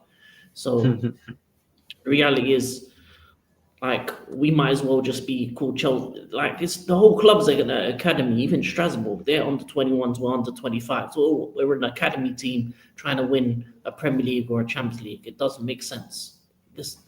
When you're going into the top echelon of football, you're going up against men, and a bunch of kids can win things if they're all elite, if they're the best of the best. Man United 92, and our first Chelsea squad under Jose Mourinho was a very young squad, but they were elite players. They were elite mentality players with an elite coach. So if you have to do one of the two things, you either have to build this young coach the best squad in the world with elite players all over the pitch, or bring an elite coach that can bring up the level of the players even if they're not the best in the world. So you have to do one or the other, but they're pretty much doing young and young. So it's never going to work. And also, I do agree with Maresca in the terms of the kind of players he wanted, because the players he wanted, I wanted. I said in the summer we didn't do enough. I said in the summer we needed a centre back. I said in the summer we needed a senior left winger, not two youngsters. Getting Gittins and Garnacho made no sense. I still don't want Garnacho. He can go expeditiously, but he seems to be like, for me, Pedro Neto's not good enough either. He can go too. Midfield wise, I'm fine with the midfield. I've got no major issues with the midfield. Maybe a backup for Enzo, that's fine. And then the defense, I said centre backs, and then the goalkeeper. The goalkeeper's not good enough, but people keep telling me that this Sanchez guy is good, or he's had a resurgence, he's improved. No, he's trash. He's bin juice. And if you ask any big club in the world, will they take Sanchez as their goalkeeper? No. When you ask them, would they take any of our centre backs? They will say no. When you ask them, will they take Cucurella? They say yes. If they say Reece James, yes. Maresca, Enzo Fernandez, Caicedo, yes. Would they take Palmer? Yes. Would they take any of our wingers? No. Maybe Esteval at a push. And would they take any of our strikers? No. So that's what you need to be. If other clubs aren't willing to take your place in certain positions, that means your positions aren't good enough. You need players in each position that can make it in any squad in the world, and we don't have that, and that's the problem. It has to be top 5 in their position, in each position. For me, that's how you win. That's how you win, and your middle has to be elite, top 2 or 3 in the world. Any position, if your goalkeeper, centre back, centre mid, or striker, if they are weak, you're not going to win any major trophies. And we have 3 spots within that kind of diaspora which is weak: centre back, a goalkeeper, and a striker. You have to have an elite player in each of those positions, and we don't. And until we kind of sort that out, which is not going to happen this January, and I don't think it's going to happen in the next summer, you might as well just fold up the club, because there's no point. We're just becoming a I don't know what we're becoming, I'll be honest with you, because that's what's needed. But yeah, and for me, that's what you need in order to win league titles, win Champions Leagues. Because when you're going up against the best, you need to have best adjacent. If you're not got number 1, get number 2. If you haven't got number 1 and 2, get number 3. If it's not top 5 player in that position, and you can guarantee that, then he's not good enough for Chelsea Football Club. He's not good enough for United. He's not good enough for Arsenal. He's not good enough for a Liverpool City. If they're not top 10, top 5 in their position. And I can guarantee you Garnacho and Gittins aren't top 10 left wingers. I can guarantee you Pedro Neto isn't top 10 wingers in the world. I can guarantee you Sanchez isn't top 10 goalkeeper. I can guarantee you none of our centre-backs are top 10 in the world. I can guarantee you that none of our strikers are top 10 either. So that's a problem. That's a problem.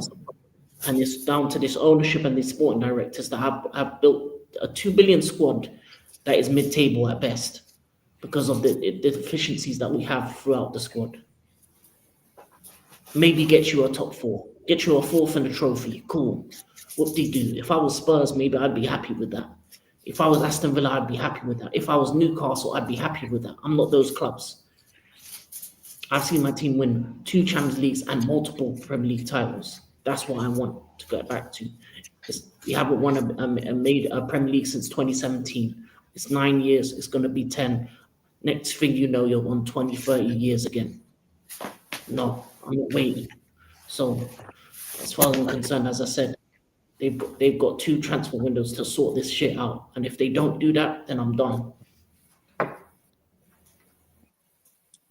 Quickly again on the Bournemouth game. I didn't watch the Bournemouth game, but what is your thoughts on the game, real quick? And then, lad, you can add your thoughts as well on the Chelsea debacle and everything. Yeah. Last thing on the owners. Yeah, what's embarrassing is the amount they spent.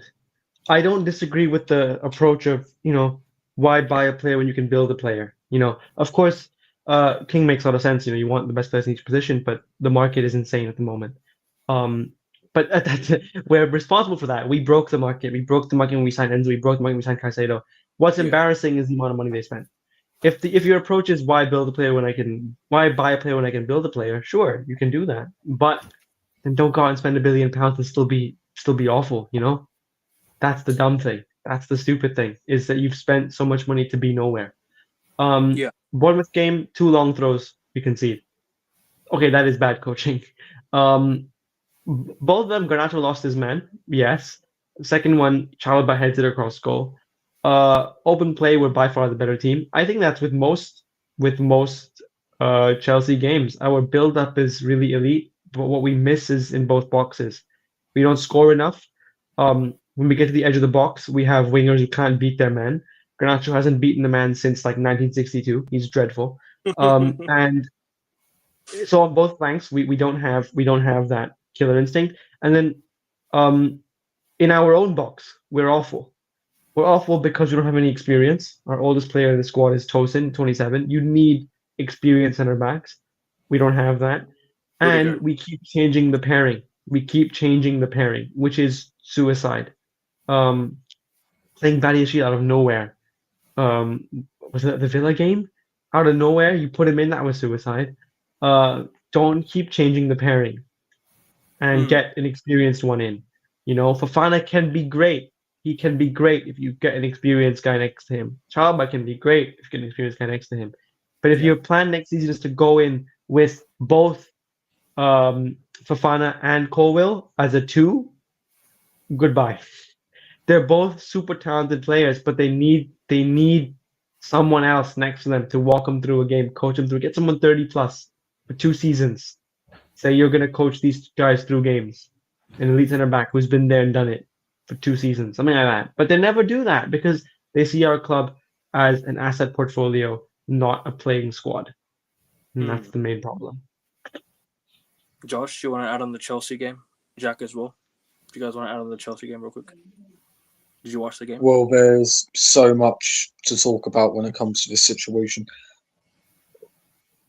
Enzo Maresca was a stable figure amid the absolute circus that is the Chelsea ownership post Roman Abramovich. That's from Todd Bowley to Blue Co. The Clear Lake Capital, I think it's called. Listen, I'm not 100% on Chelsea Football Club and how they're run and whatnot, but I have heard a lot of journalists talk about how they were trying to manage the games rather than Maresca. For example, I think the medical staff told him to sub Cole Palmer off against Aston Villa, against Maresca's wishes, because obviously it was 1-1 at that stage. Villa were in the ascendancy. You need to keep the best players on the pitch. Tons of agents were apparently angry with Maresca because their players weren't getting enough of the agreed playing time. At the end of the day, it's as Gian said, sorry if I butchered your name. I mean, they're a bunch of assets. They're not football players. They are solely there to make a profit. They are not there for long-term success, long-term stability. And the thing that baffles me is that Maresca won them 2 trophies amid all this chaos from up above, beating PSG in the Club World Cup final. Conference League, obviously, you expect Chelsea to win that. And it seems like the players did really warm to him. Like I say, he was a stabilising figure at a very, very unstable football club. And they've really ballsed this up. And I won't say Maresca's completely in the innocent here. I think Monkey D. Luffy said in the chat earlier, he admitted to the club that he was speaking to Juventus and Manchester City. He was, yeah. Like, that is proper, like, cuckoldry, that is. I mean, I can understand why the Chelsea directors were not happy with that whatsoever. But, and that's probably representative of where Chelsea are right now.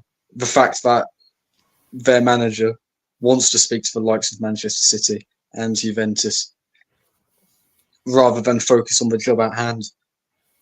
And like I say, Chelsea are in a massive period of uncertainty here. They have been since 2022, but it's really ruffling the feathers now.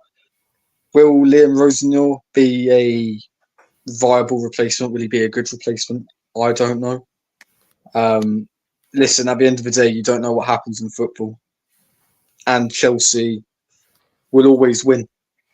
unfortunately, as an Arsenal fan, they will always win. So if Rosenthal doesn't work out, they'll get another manager that eventually will. That's how Chelsea Football Club have operated since Abramovich has taken over. I think up until City won the treble in 2023, Chelsea were the most successful English club over the last 20 years. And that winning doesn't just stop abruptly, I don't think. So it's definitely not the end for Chelsea Football Club, but they are playing a really dangerous game, in my opinion. And listen, however this season goes for them, I don't know. I think there was something that really baffled me as well. The club put out a statement, or Cavet on Sky Sports, who's like a mouthpiece for Bluecoat, as I understand it. He said that they are not bothered about the Carabao Cup. They don't care if they win or they don't. And that is not the mentality of Chelsea Football Club. That is not the mentality of a top club. That is disgusting to even say and to get journalists a mouthpiece. That is absolutely awful. So their priorities are in completely the wrong place. But at the end of the day, as I say, it is Chelsea Football Club. If Liam Rosenthal doesn't work out, they'll get a manager that will. Or if the next manager doesn't, then we'll get another manager. That is Chelsea Football Club in a nutshell, and it's worked for the last 20-odd years. So I think they'll continue being Chelsea, winning trophies, unfortunately. And, they'll still be one of the top dogs in England. There's no existential crisis going on here, I don't think. They're just in a really rough period in terms of their ownership and where their priorities lie as a football club from up above. Jack, do you want to answer that? Wait, I'm just gonna turn my camera on. Anyway, regardless, like with obviously Liam Rosenior, he's like the leading candidate for like becoming Chelsea's new manager. From Brighton lad as well. He was there for 3 years between 2015 and 18, and was also under 23s manager there. But I remember, what was it? I think it was season before last, 23-24. I think he got Derby, not Derby. Sorry, I think he got. No, he didn't get Hull into the playoffs. So I'm literally just reading Wikipedia. He finished 7th with Hull, and then he got sacked by the Turkish owners at Hull, and it was over some sort of like difference in football philosophy between like the owner and Rosenior, and the owner wanted more attacking football than Rosenior played. So I don't know a whole lot about that, but obviously since Strasbourg was taken over by the Blue Corps, or whatever they're known as, Blue Co, finished 7th last season, qualified for the Conference League, and I haven't paid attention to the Conference League. They're doing, I think they qualified for the knockout rounds, finished top or something like that when I last checked. But I mean, this Chelsea project, I don't know how to feel about it, because obviously they won the Conference League last season and won a Club World Cup, obviously against Real Betis and Paris Saint-Germain, respectively, as Josh mentioned. But the fact that there's been how many managers since Blue Corps took over? So you had Tuchel, you had Potter, Lampard, and now Maresca. I mean, that's 4 managers. I mean, it has been almost 4 years since they took over, but it's like there's not a whole lot of stability in terms of like the managers, should I say. In terms of the club, in terms of like the trophies they won, they're doing a lot better than some other teams, I can say, including my own. But like this whole sort of situation with Rosenior, like I think he should stay at Strasbourg for like the foreseeable future, for like the next couple of years or so. If say a Premier League side calls him, wants him to be their manager, then cool. But at this current stage, in terms of the, let's just say, lack of experience he has in, say, the big sort of 5 leagues. I'm not counting Ligue 1 as a big 5 league until like the coefficient system knocks them up. I mean, Paris Saint-Germain did win the Champions League last season, but that's I'm just going to disregard that. But I think they should be looking for more sort of experienced managers, not a manager who has only been in the game. Okay, yeah, for the past 8 years or so since he became Brighton under-23 manager back in 2018 after he retired. But I don't know who realistically who's probably like available. I mean, they could have a partner Steven Gerrard if they wanted to, but that'd just be a good April Fool's joke in it, and also sour his connections with Liverpool. Do what he could have done in 2005. Hey, that's only a suggestion. I'm not saying you should do that. But, like Gerrard's available, Vieira's available because he got sacked by Genoa early in the season. Who else? Chelsea should really try and get Fabregas. That would be a good manager for Chelsea. Cesc Fabregas. No, Fabregas wants to focus on the Congo project. That was he'd be the another yes. immediately. He'd be another Same yes. risk though. Same risk. Too young. Xavi's- Same risk. Xavi, I think Xavi is Xavi, definitely a shout. Xavi is honestly that'd probably be a best case scenario for Chelsea. Yeah, I think if Chelsea had to go for a manager that was most likely like the more experienced one out of all the options you have, I think Xavi is one. And if, Fabregas wants to stay. Oh, okay, he owns Como. Okay, that's fair. Then that's fair. I don't think he'll leave then. But Prophet, I want to ask you as well on the Chelsea situation, Maresca, and obviously their season. I'll quickly ask you again after this, yeah. But Prophet on the Maresca situation, and obviously their game against Bournemouth. If you watched it. Yeah, I can't really comment too much on it, because I don't know the ins and outs of it. But from what I'm seeing, I can give you my kind of take on it. So he got fired yesterday. I can't lie. Was it after the Everton game where he came out and said he didn't feel supported or something? Since then, I think everyone kind of knew where it was headed. Obviously the results have kind of, since the Arsenal game, the results have fallen off as well. Lost to Leeds, lost to Villa, drew against Bournemouth as well. So I felt like it was going to happen, to be fair. Fair play to Chelsea for pulling the plug. Was it the right decision? I personally don't think Maresca was good enough for the Chelsea job. I think they needed better anyway. So I think in hindsight, yeah, it's probably a good decision that they got rid of him. But I think the question is who they bring in next. I see that Liam Wozniak guy's been linked. I'm not sure. I don't know much about him, to be fair. So I think it depends on their next appointment. I still think Chelsea will be fine. Whoever they bring in, I still think they'll continue to win in that. But yeah, it's an odd one for sure. I didn't see him. If you asked me a couple of weeks ago, is Maresca going to get sacked? I would have said no. And fast forward now, he's been booted out. It's happened really quick, to be fair, to my situation. It has. Yeah, pretty quick. But obviously, getting back to you, Chelsea season so far. What's been your thoughts on the whole entire season as of up until this point? What's been like your sort of recap on the season? If you asked me this before yesterday, I would say solid season. I know there's been many issues, but you have to consider that we had basically no preseason because we had an incredibly long season last year with the Club World Cup. We ended on a real high. It was expected that this season would start, a bit more difficult with the amount of turnover and change. Board's fault. Turnover and change, and also not having a preseason. That having a good preseason is so important. The fact that we didn't have that, I was prepared to say that if we can come top 4 again, that's a big success. Just on that alone, because you're not going to have the same difficulty, and being able to have to work without a preseason, getting top 4 again would have been a huge success. And I think we were, until Liverpool's form picked back up and until this last week, we were on course for it.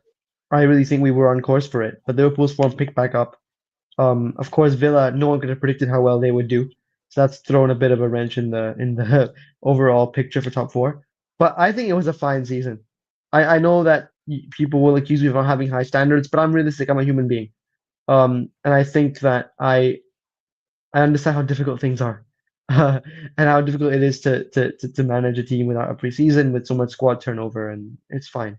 It was going all right until this disaster of him leaving. Big up, Agustia. Big up to you, bro. Hope you're good, man. Hope you're blessed. King. Quick Oh, thoughts on. Garcia, man. Oh. Now go on. Cool. Go I'm on. gonna. Yeah, go ahead. Sorry. No. Go on. It's okay. Go on, bro. No, bring him on. Bring him on the show. He's right there. Agustia, if you're around, let me know, bro. I'll send you the link if you're free. I can always bring you on, bro. But King, onto your thoughts on Chelsea's season so far, and then we're gonna move on to the next game. What's been your thoughts on the season, the whole front? This season's been shit. I'll be honest with you. We're on the same points as Man United. First of all, that's disrespectful enough. We've lost too many games. We've drawn too many games.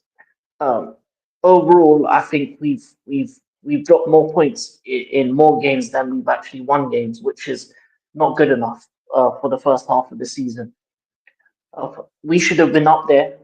We should be where Aston Villa is right now in that sort of position. The amount of games we dropped points in because of red cards or bad decision making in terms of the manager, in terms of substitutions, the amount of games where we've been let down by our players, etc., and a myriad of different things. The Premier League season hasn't been good enough. I'm happy that we're in the semi-final of the Carabao Cup. We're still in the FA Cup, but then also you look at the Champions League campaign. It's not being good enough. We should be top 8. In terms of the games we've had so far in Champions League, the teams we've drawn to, we drew to Carabao. We've drawn to other teams that we should have beaten. So as far as I'm concerned, Maresca should have been sacked. To be honest with you, my only issue is that the sporting director should have gone as well because of their dumb decisions in the summer, giving me Garniti, giving me Gittins on the left, not getting me a proper centre back when Cole was out for the season, and having to deal with fucking Tosin and Chalobah, Jehovah's Son and Tosspot. This has led to our season being bad. So for me, Maresca, the sporting directors, all should have been gone. They all should have got their P45s in the morning.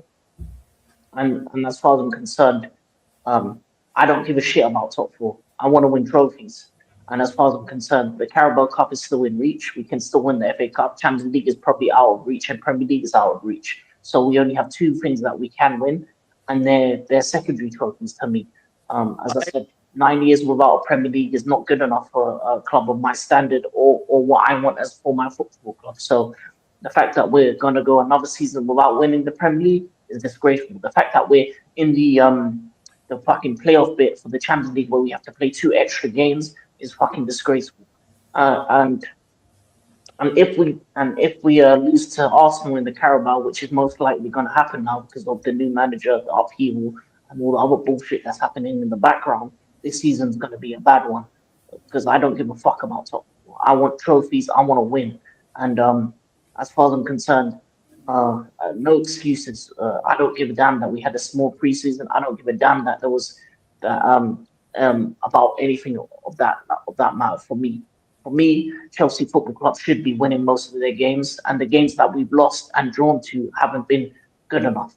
If we were losing and dropping points to big teams, then I would have said, okay, cool. We lose to an Arsenal or City, fair enough. That happens. You lose those games. But the type of teams that and the type of teams that we were dropping points to and losing to, both in the Champions League and in the Premier League, are teams that are beneath us. Drop points to Man United, drop points to Leeds, drop points to Sunderland, drop points to a myriad of teams that we should have beaten for a myriad of different reasons. So for me, this season has been below average. This season has been absolutely terrible. And I think it's going to be finish even worse than that. So I think this season so far is a 3 out of 10, and it's probably going to finish a 0 out of 10 because I don't think we're winning any trophies this year, and I don't think we're getting top 4 this year. So end the season player, ban our ownership, ban Liam Rossignol. He's the manager because he's not good enough, and the names that we've been linked to in terms of new managers are trash. Sporting directors are trash. So this season's done. So as far as I'm concerned. Chalk off the year. I'll see you 2026-27 season, because this season's done for me. And there's been too many negatives both on and off the pitch for it to be salvaged, in my opinion. Unless you get me an elite coach, my next manager that has that winning mentality, that winning pedigree, that's actually won trophies before, then it's not going to be good. And also the stories coming out of January about it being a quiet January, about not wanting to do much. Still going to have the same issues throughout the season. Then we're still going to have centre back issues. We're still going to have issues with our attackers. We're still going to be light in the striker if we're not going to bring in a striker, because Liam Delap is out for a couple of months. So we're going to only have one striker in João Pedro, and the other one being a kid from Spain. This is not good enough for Chelsea Football Club. We should have 3 first team strikers at minimum that are good enough to play week in, week out. We don't have that. So with all these problems in Jude, it's been a terrible season for me. And both the manager, the sporting directors, and the club ownership has led to this downfall. And the way he lost his job for me was disgraceful as well. At least give him a chance against City. If he loses, wins, whatever, then he gets fired. At least make it make sense. They're just firing man out of a whim, without no realistic backup in place, no looking into the future or the rest of this season. It's like they just catapulted him out just because he had a little bit of a shock, and has not been given the opportunity to have a bigger say on his transfers, which he should have as a manager. So the whole system's flawed, and overall it's been a terrible season. I'm gonna erase it from my memory, and good luck to Arsenal against City in the Premier League title race. Good luck to Liverpool in the Champions League race. My season's done, and I'll just be here for the vibes.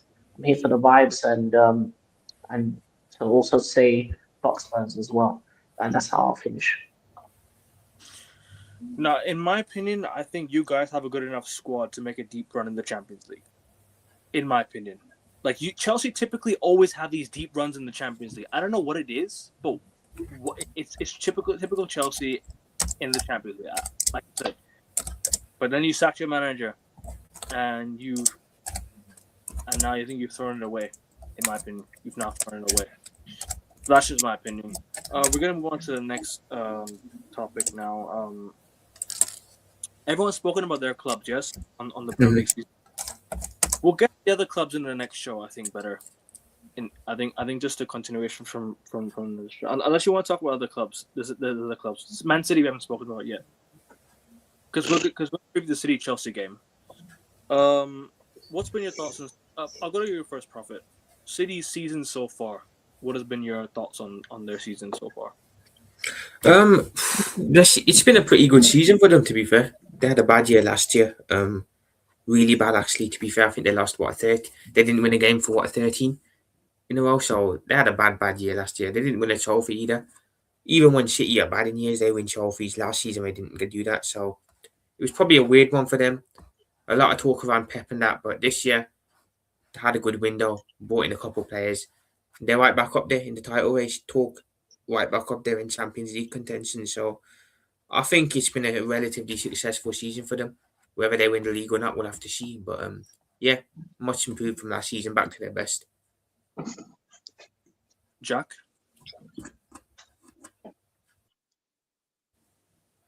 On parle du match entre Chelsea et Man City ou pas? Ah non, on parle de Man City. No. I mean, they've been solid this season. Let's just be real. They've been solid. I mean, they're back to where they were in 23-24, albeit they're 4 points behind us. But we were top of the league, I think, at this sort of time in 23-24, and you know what happened in it. So in 23-23 in it. But comment tu dis ça? I mean, they've been inconsistent. Obviously, you saw the Sunderland match where they were 1-0 up 6 minutes in. Bernardo Silva scored, and he thought, oh yeah, it's going to be calm, but it was good offside. And I think both teams only had one shot on target each in that match. And it's been these matches where they haven't showed up, and it's cost them where, like, say for example, we can talk about the flipping, obviously Sunderland match, but then Arsenal match as well, where they were on top, and honestly, they should have won it had it not been for that pass from Eze over top to Martinelli and saved us against Man City, even though they were sitting back 10 and 11 men behind the ball and whatnot. And it's just like they've been good in parts. The majority of the season, obviously, 3-0 win against Liverpool earlier, like a couple of months ago, but like they need to lock in. They need to lock in. That's all I can say, to be fair, just as an outsider. And like, I don't know. That's all I can say. I don't know much about like club. And also, so no. Their signings, Turkey, for the most part, have been good. Cherki, Donnarumma, Reinders, more so in the last couple of weeks, but also at the start of the season, he was pretty solid. Got quite a few, got like 2 or 3 goal contributions like the past couple of weeks or so. So anybody who's got them in their FPL, fair play. But like then you can also talk about like Trafford. At the start of the season, he was a bit shit. Ryan Aït-Nouri, he's been out injured to be a fair bit, and whatnot. Who else they also signed? Obviously, Cherki. What he's just been boarding out just speaks for himself. Absolute just wizard. But then also, I also want to just talk about like with the Semenyo deal that chances are is gonna happen, and potentially Oscar Bob could be shifted on. There's been talks about him potentially going on loan to Dortmund, but it's partially dependent, I believe, what I read on like BBC Sport Gossip sort of stuff, with like Duranville, their Belgian winger who's like 19, leaves, or there's some other like guy who's, I think, US midfielder who could be on the way out, and it's dependent on if one of those players leaves in this transfer window, if Oscar goes on loan to Dortmund. But Holland's just bagging as per usual, and like they're doing well. Apart from in like the League Cup. They're in the fucking semi-final League Cup. Blech. Sorry. Like they've been doing well this season. I'll just be honest. Not so much in the Champions League, but hey, we can talk about that on the UCL show at a later point. So yeah. Yep, we will talk about that on a later show. Anyone else want to add on Man City? Josh and Jan and King, you want to add on Man City? Josh, go ahead. Well, it's what you expected from Man City, isn't it? I don't know why everyone thought that Guardiola would finish, Man City would finish, because they obviously weren't going to be. Guardiola was never going to allow what happened last season to happen again. And at the end of the day, the 4 points off the top, listen, they've clawed back bigger deficits than this before in title races, and they might just do again. Hopefully not, but I think they will. In the Carabao Cup semi-finals, granted, they've had another inconsistent year in the Champions League phase, but they're still going to qualify because it's practically impossible not to if you're one of the quote-unquote big clubs.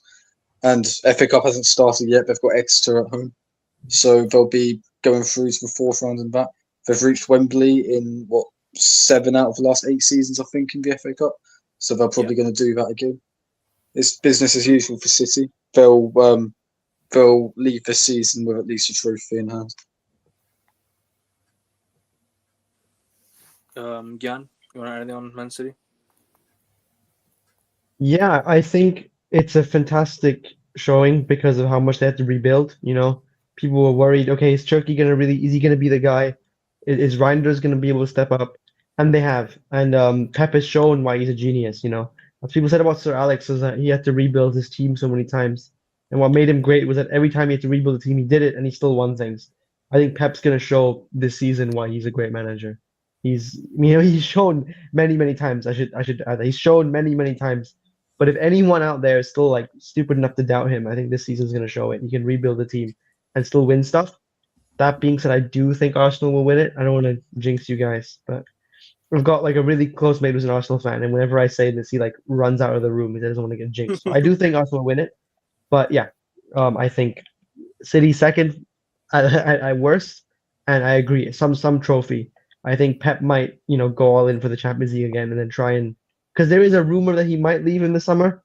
That's also what prompted Maresca, I think, to have that discussion with City. So I think he might want to go out on another Champions League. That might be his main target. So King.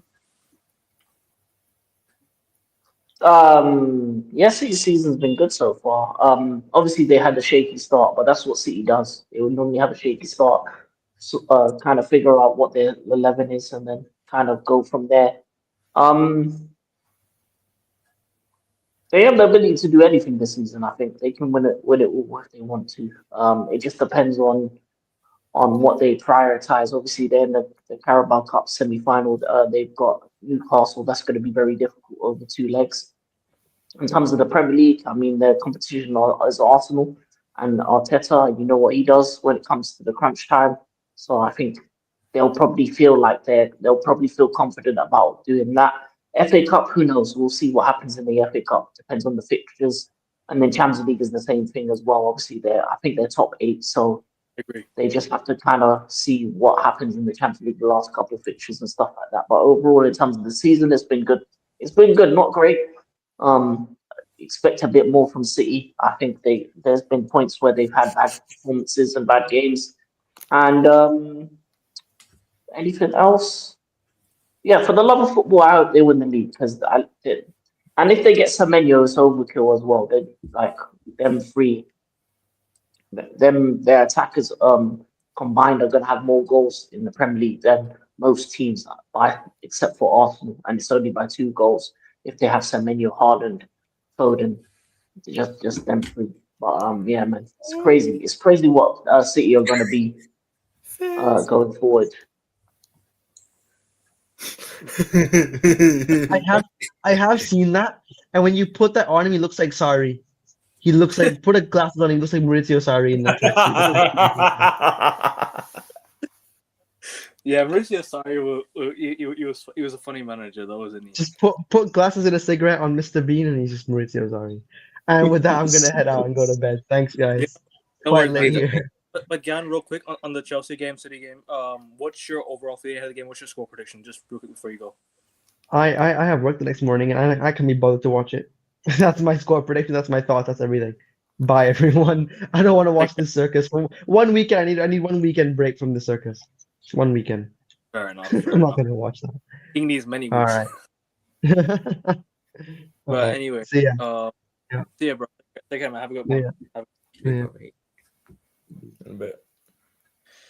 But anyways, King, over to you on Chelsea, Manchester City. We'll get to the rest of the teams on another show. I think we'll go too long. This we have like 20 teams to get over. I mean, it'll take some time. So I think we might as well just Wait, let's just talk about Liverpool real quick because we haven't talked about Liverpool. No, we have already. Do we? Fair enough. In terms of what the fixtures. We'll Liverpool in a bit, but City Chelsea first. That's the bigger game in my opinion this weekend. That's the biggest. Oh, what City Chelsea? City win easily. We've got some. We got a gym man. We got a gym, bro. Like a school PE teacher in charge. Have you seen the brother? He looks like a PE teacher. He looks like he was teaching me in year 9. That's the brother we got in charge right now. Do you know who he looks like? Who? Come on, Matisse. No, not him. Not him. I'm talking about the actual one. James Corden. Yeah. I think your manager. He looks like Your manager looks like Matisse. Yeah, he does. He does, bro. He looks like Alexis McAllister. So, add the glasses and the hairstyle. That looks like Matisse exactly. When you take the glasses off and you give him like longer hair. Have you seen the Matisse video where he's dancing and he's saying, no, but on a serious note, Man City are winning. It's going to be an easy win for them. I don't give our team any chance. I'll be honest with you. As I said, we have a PE teacher in charge, temporary coach or whatever. I've never heard of this brother in my life. He wasn't even the assistant. So yeah, man. City to roll us over, and yeah, man, great. It's gonna be another terrible weekend for the Blues. But you know what? It's for the greater good, because if we're stopping Arsenal, it's for the greater good. So they can score as many as they like, 5, 6, 7. I don't care. Anybody but Arsenal, you know the message. Anyone else want to go to the Man City Chelsea game? Yeah, Go on, Prophet. I think it's going to be a straightforward win for City, to be fair. I can see this one being 5 or 6, genuinely. I can see this being an absolute cooking. So, yeah, nothing other than a City 3 points, yeah, I think. Is acceptable as well. So, yeah, I think it's going to be a long night for Chelsea ahead on Sunday. Josh? 4-0 City. I haven't got much to say. I think Chelsea are in disarray at the minute, and I don't know if what's his name, McFarlane, is going to get a reaction that they need in order to get something out of the Etihad. What about you, Jack? Jack, you want to go ahead? I'm just going to say 2-0 City routine win. If it's not, then there's going to be absolute cinema. If it's not, if City don't win this, fucking up. Yeah, that's what I'd say. That's it. Fair enough. On Man City season, real quick, because I've given my thoughts. They were over reliant on Erling Haaland, but now they look like a complete team. And I think City have just been on a rough patch in terms of like performances. I didn't watch the Forest game properly. I didn't watch the Sunderland game because the level of the Premier League, man, I swear down. Yeah, no, 0-0 against Sunderland, and then you go and then barely scrape by against Nottingham Forest. I'm not one to talk because of my football club, but at the same time, I know the quality of this Premier League. It's not the greatest quality. It's good quality, but it's not the greatest quality. You know what I mean? But in terms of what I think on the Man City season so far, yeah, they're right where they need to be to chase Arsenal down for the Premier League title. I think they're in the right position. They don't need to be top of the league. We all know Manchester City. They don't need to be top of the league to chase Arsenal down for the Premier League title. They just need to be in second place, within touching distance, within single digits, and that's it. Manchester City can still catch up, but at the end of the day, if Arsenal don't drop points, Man City are right there to pounce.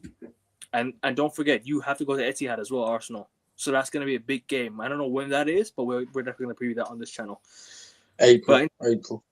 That's going to be a big one. Imagine going into April with 5 games to go, and you're playing Manchester City for the league title. That is a big game. That is a really, really big game. But anyways, I think we all know what's going to happen. Let's be honest. I don't know. This year, It's just Sunday reincarnated 0-0 all over. This year seems a bit different. I can't lie to you. But anyways, on to the next one. City Chelsea. Don't really have much to say. We've spoken a lot about Chelsea. We've spoken a lot about Manchester City. Might as well get a score prediction out of the way, honestly. I'm going to go 2-1 Man City. City will scrape it. I don't think there'll be a great performance. I don't think it'll be like an amazing performance, but I think Chelsea will scrape. I think City will scrape 2-1. 6-0 City. I think they're going to destroy them personally. 6-0 really? City. That's 6-0. Repeat of 18-19. Was it 18-19 when City beat them? 18-19. Yeah, it was. That back. Aguero must have open goals. Aguero scored 4 goals that day, I think. Won that back. 3. Missed an open goal. Scored a hat-trick. He missed one open goal. Could have been 7. But anyways, everyone else score prediction? Yeah, 2-0 City. That's all. Yeah. What's that noise? It's like a television, I think, in the background. So yeah, my bad. So It's all good, bro. It's all good. No worries. King, score prediction: City, Chelsea. 5-0 City. Prophet says 6-0 Chelsea. 6-0 City. King says 5-0. I said 2-1 City. City will scrape it. Josh? Man said scrape it. I think You they'll believe scrape in? it. They've not been good in the Come last on. few games, bro, Man City. They don't look good. They don't look good. They've Listen, got Haaland good. double hat trick.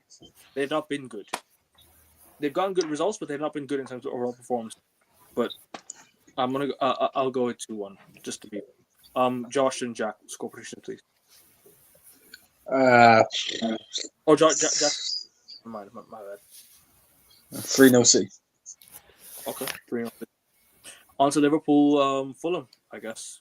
Could have spoken about it earlier. My bad, Prophet. I should have just gone to Liverpool. That's all good, man. It's all good, man. Yeah, Liverpool, Fulham away at the Cottage. You know what? It's weird because I think this is the last batch of fixtures before the rerun. So I think this game week gone, and this one coming up should have been swapped around. To be fair, personally, but Sorry to cut you off, bro. I don't understand why this game week happens after we've just played the double games. Like we played Wolves twice. You've already played Leeds twice. This game should have been the last game week in my opinion. You know what I mean? Premier League just the way they do stuff is just mad. But yeah, Fulham away, bro. It's not a ground where we do well at traditionally. We lost there last season. Klopp's last season we won there.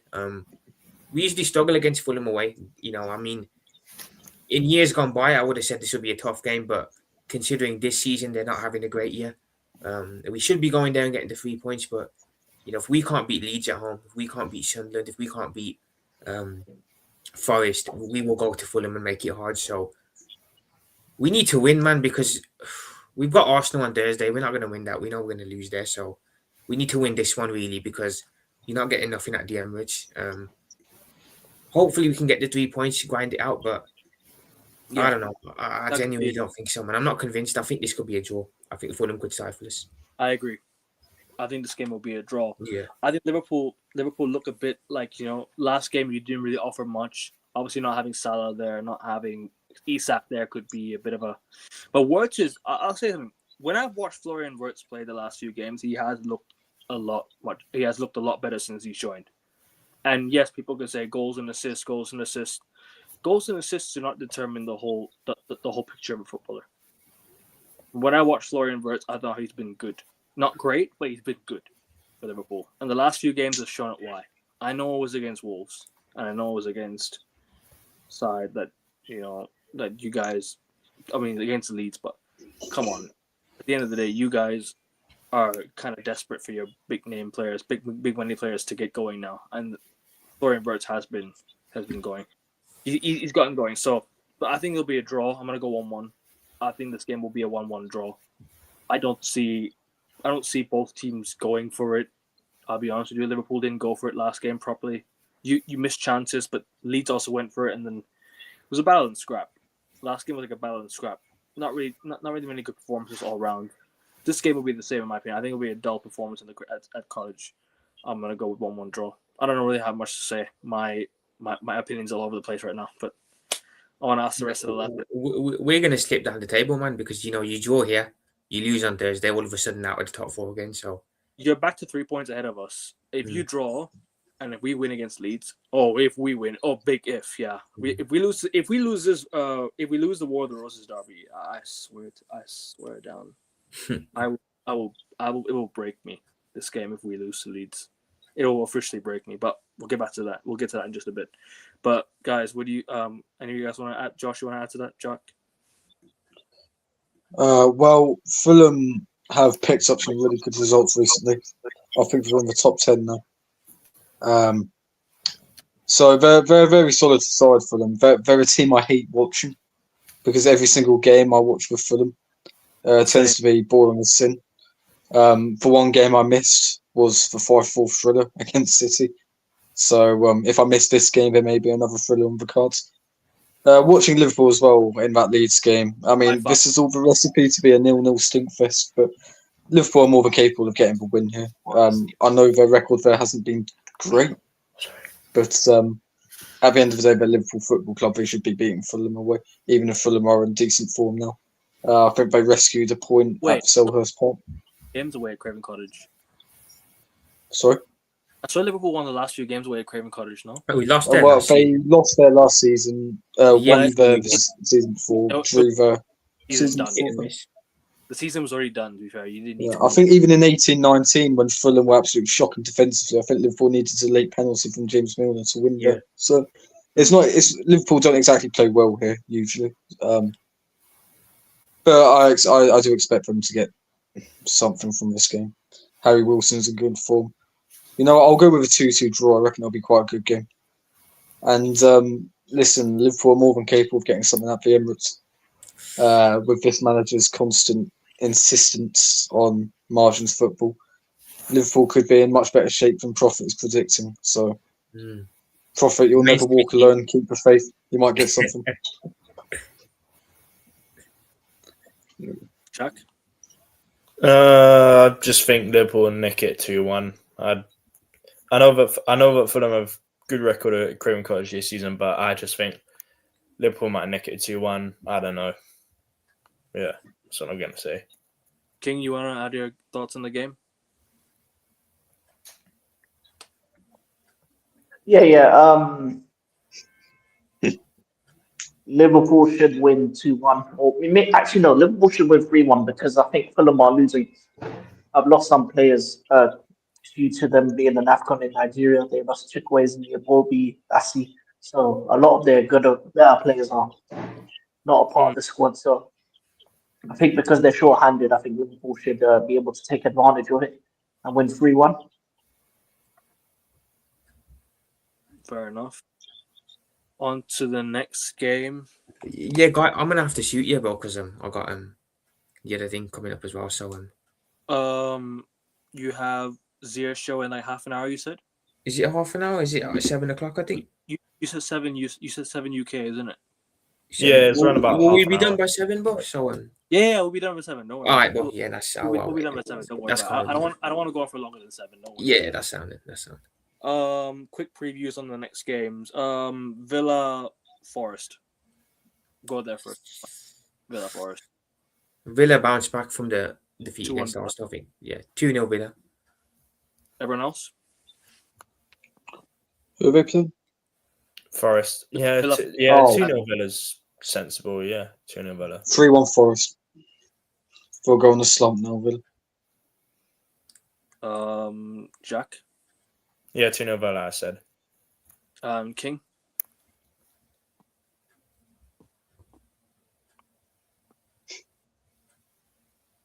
I think he's on mute. Prophet, what was your score? You said I said 2-0 Villa. 2-0 Villa. Okay. Brighton, Burnley. Josh, you're the guy at Brighton. I'll go to you first. Cheers, man. Obviously, I won't be at the game because I'd rather stay in the comforts of my home than stand in -3 degrees watching Brighton struggle to score goals. They're up against Burnley. There's a reason why I transferred Welbeck in because Burnley are dead set for relegation, I think. Having said that, this is the exact type of game that Brighton drop points in, so I'll go with 1-1. Okay. 1-1. 2-1 Brighton. No, 2. Yeah, 2-0 Brighton. 2-0 Brighton. Prophet. Jack. 0-0. Jack. I'm gonna go out on a limb and say 2-1 Burnley because I know that Burnley got a scalp early in the season. I think it was match day 2 or so, or match day 3 against London. So I think they can repeat that again. I know I haven't been paying much attention to them realistically this season. Obviously, I think they might have a few players who might be out at AFCON. I could be wrong. I think Lau Foster is Foster's at AFCON representing South Africa for them. There might be a few more players, but I think what's his name, Brun Larson, or like who's another one of their players? Does Jaden Anthony still play for them? No, yeah, Jaden Anthony does. It's shit. I don't remember a lot of stuff, but yeah, if Jaden Anthony just locks in, Brun Larson locks in, Florentino Luis, whoever, yeah, just locks in. Hopefully they can beat Brighton. So yeah, I'm just gonna say 2-1 Burnley. King. if you're there.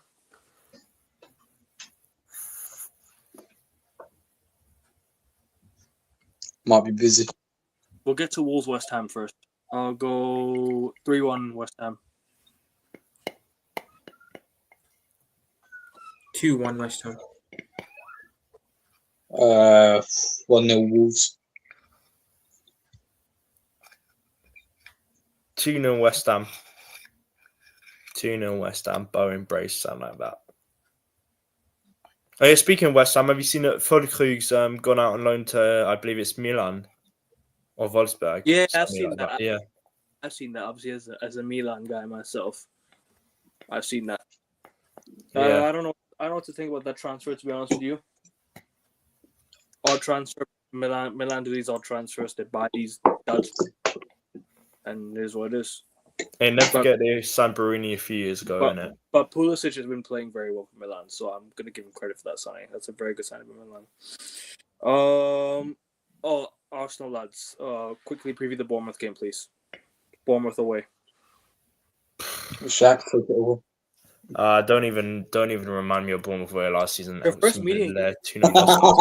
Oh my God, guys! You do not need to remind of that match and what I did during part of the match. Nothing sort of bad, nothing sort of violent, but just threw a ball at. It was quite violent. Lad. But I don't even know. What did you do again? 2-1 Arsenal. I'd say 2-1 Arsenal for the hell of it. Wait, Jack, what did you do again? Threw a ball at Torquay, lad. Why? Because we were losing to Bournemouth. He was pissing me off. He was on my life. He was pissing me off. Flipping deluded guy, man. Come on.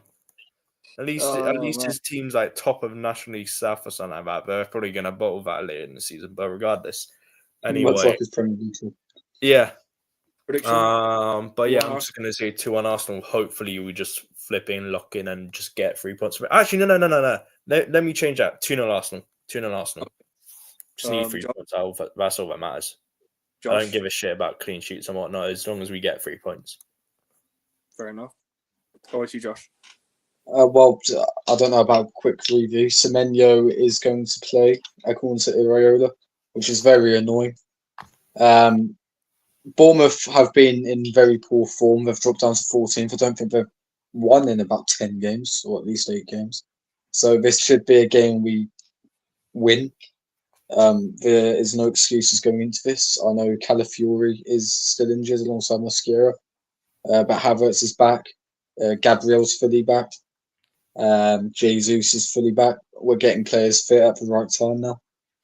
So, certain things with Declan Rice, I don't know if he'll be able to make it for the Bournemouth game or if we're going to keep him on ice for Liverpool. But this should be a game we win. Take out Semenyo in the process. 1-0 to the Arsenal. I'll be very happy. But yeah, it's going to be a really tough game. It's going to be the same old margins football bollocks, and it's going to make my hairline go even further back. So I can't wait. Hey, no. That's just don't talk about your fucking hairline like that. Come on. Well, Hey, trust me, mate. What's your score prediction again, Josh? 1-0 Semenyo with a shin break or whatever. 1-0 Bournemouth? I have nothing against Semenyo. It's just he's joining City and he's probably going to be the signing that wins them the league. So we need to take him out ASAP, Hitman style. You say 1-0 Arsenal? Yeah, 1-0 Arsenal. Okay.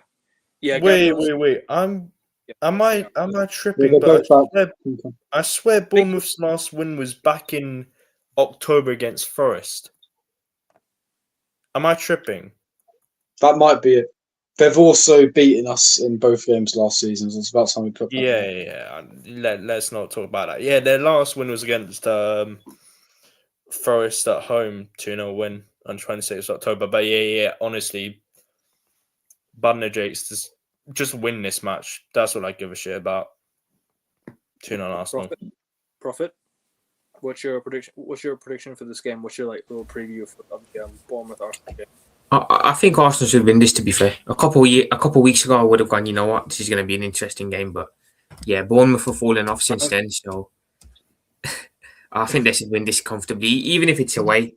I know Arsenal lost there last year, but different Arsenal, so I think this will be a comfortable away win for the Gunners, if I'm being honest. Take them into the Liverpool game nicely.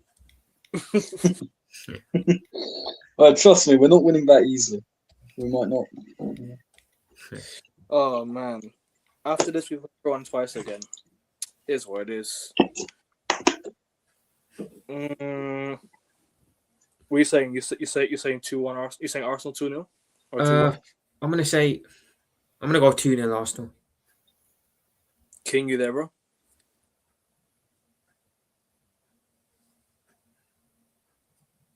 Sorry. Nah, not there. Never mind. All right, Leeds, Manchester United. 5-0 Leeds. Come on. 2-1 Leeds. Nah, I No. don't know, actually, to be fair. No, United will win. There'll be all this build up about how good Leeds are, and Which- then United will score the party. 2-1 United. Which United? Manchester.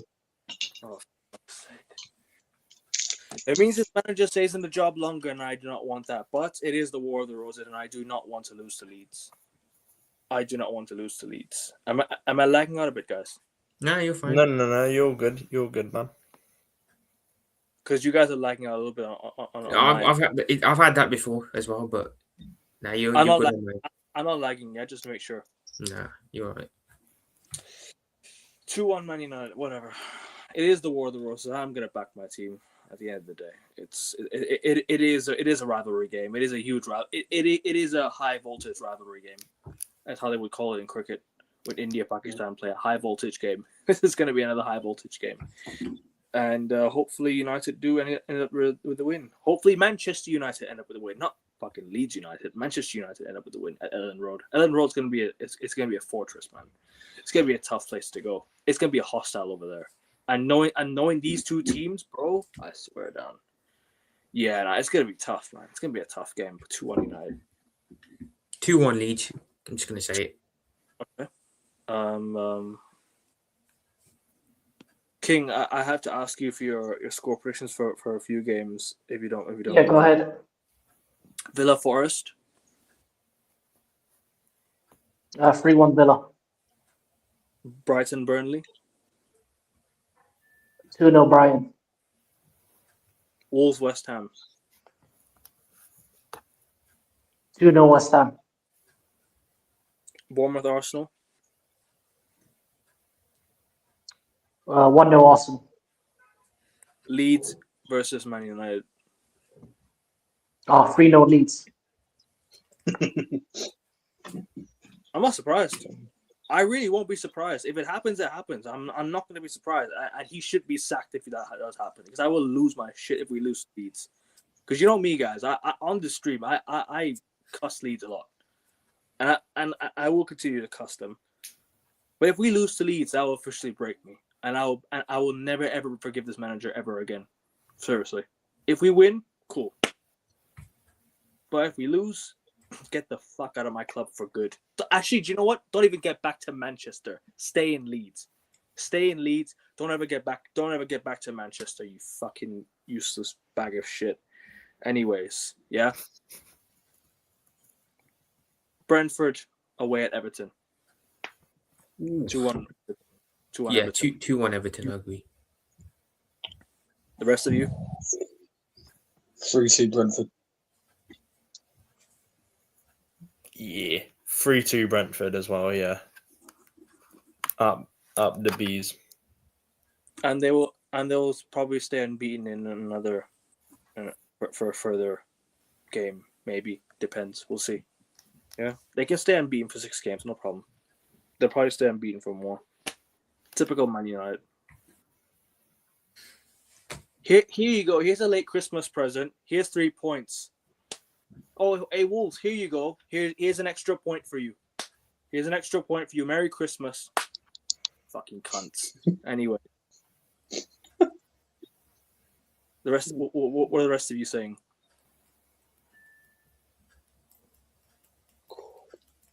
What's this for again? I said 2-1. I said 2-1 Everton. I said 2-1 Everton as well. Uh-huh. Josh and I went 3-2 Brentford. Indeed. And King, score prediction? What's Everton. the game? Everton Brentford. Everton Brentford. 2-1 Everton. No, Rasta, I don't care, bro. It's Leeds United. I have to be upset. I will be upset if we lose to Leeds. If we win, I'll be happy. If we lose, I'll be upset. It's a rivalry game, bro. I'm not having this. If we lose, we're gonna rant. We're gonna be there. I'll see you tomorrow for the preview, bro.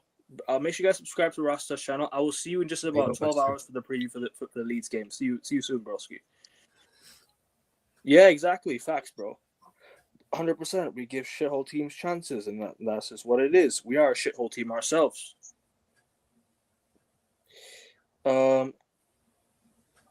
Newcastle Crystal Palace. That would be an interesting one. 2-0 Newcastle. I'm gonna go 2-1 Newcastle. I think they're gonna bounce back. 1-1. Well, not bounce back, but you know what I mean. Like they're gonna start going on a run of games now. Maybe possibly this is the time where they have to go on a run. Jack King. 2-2.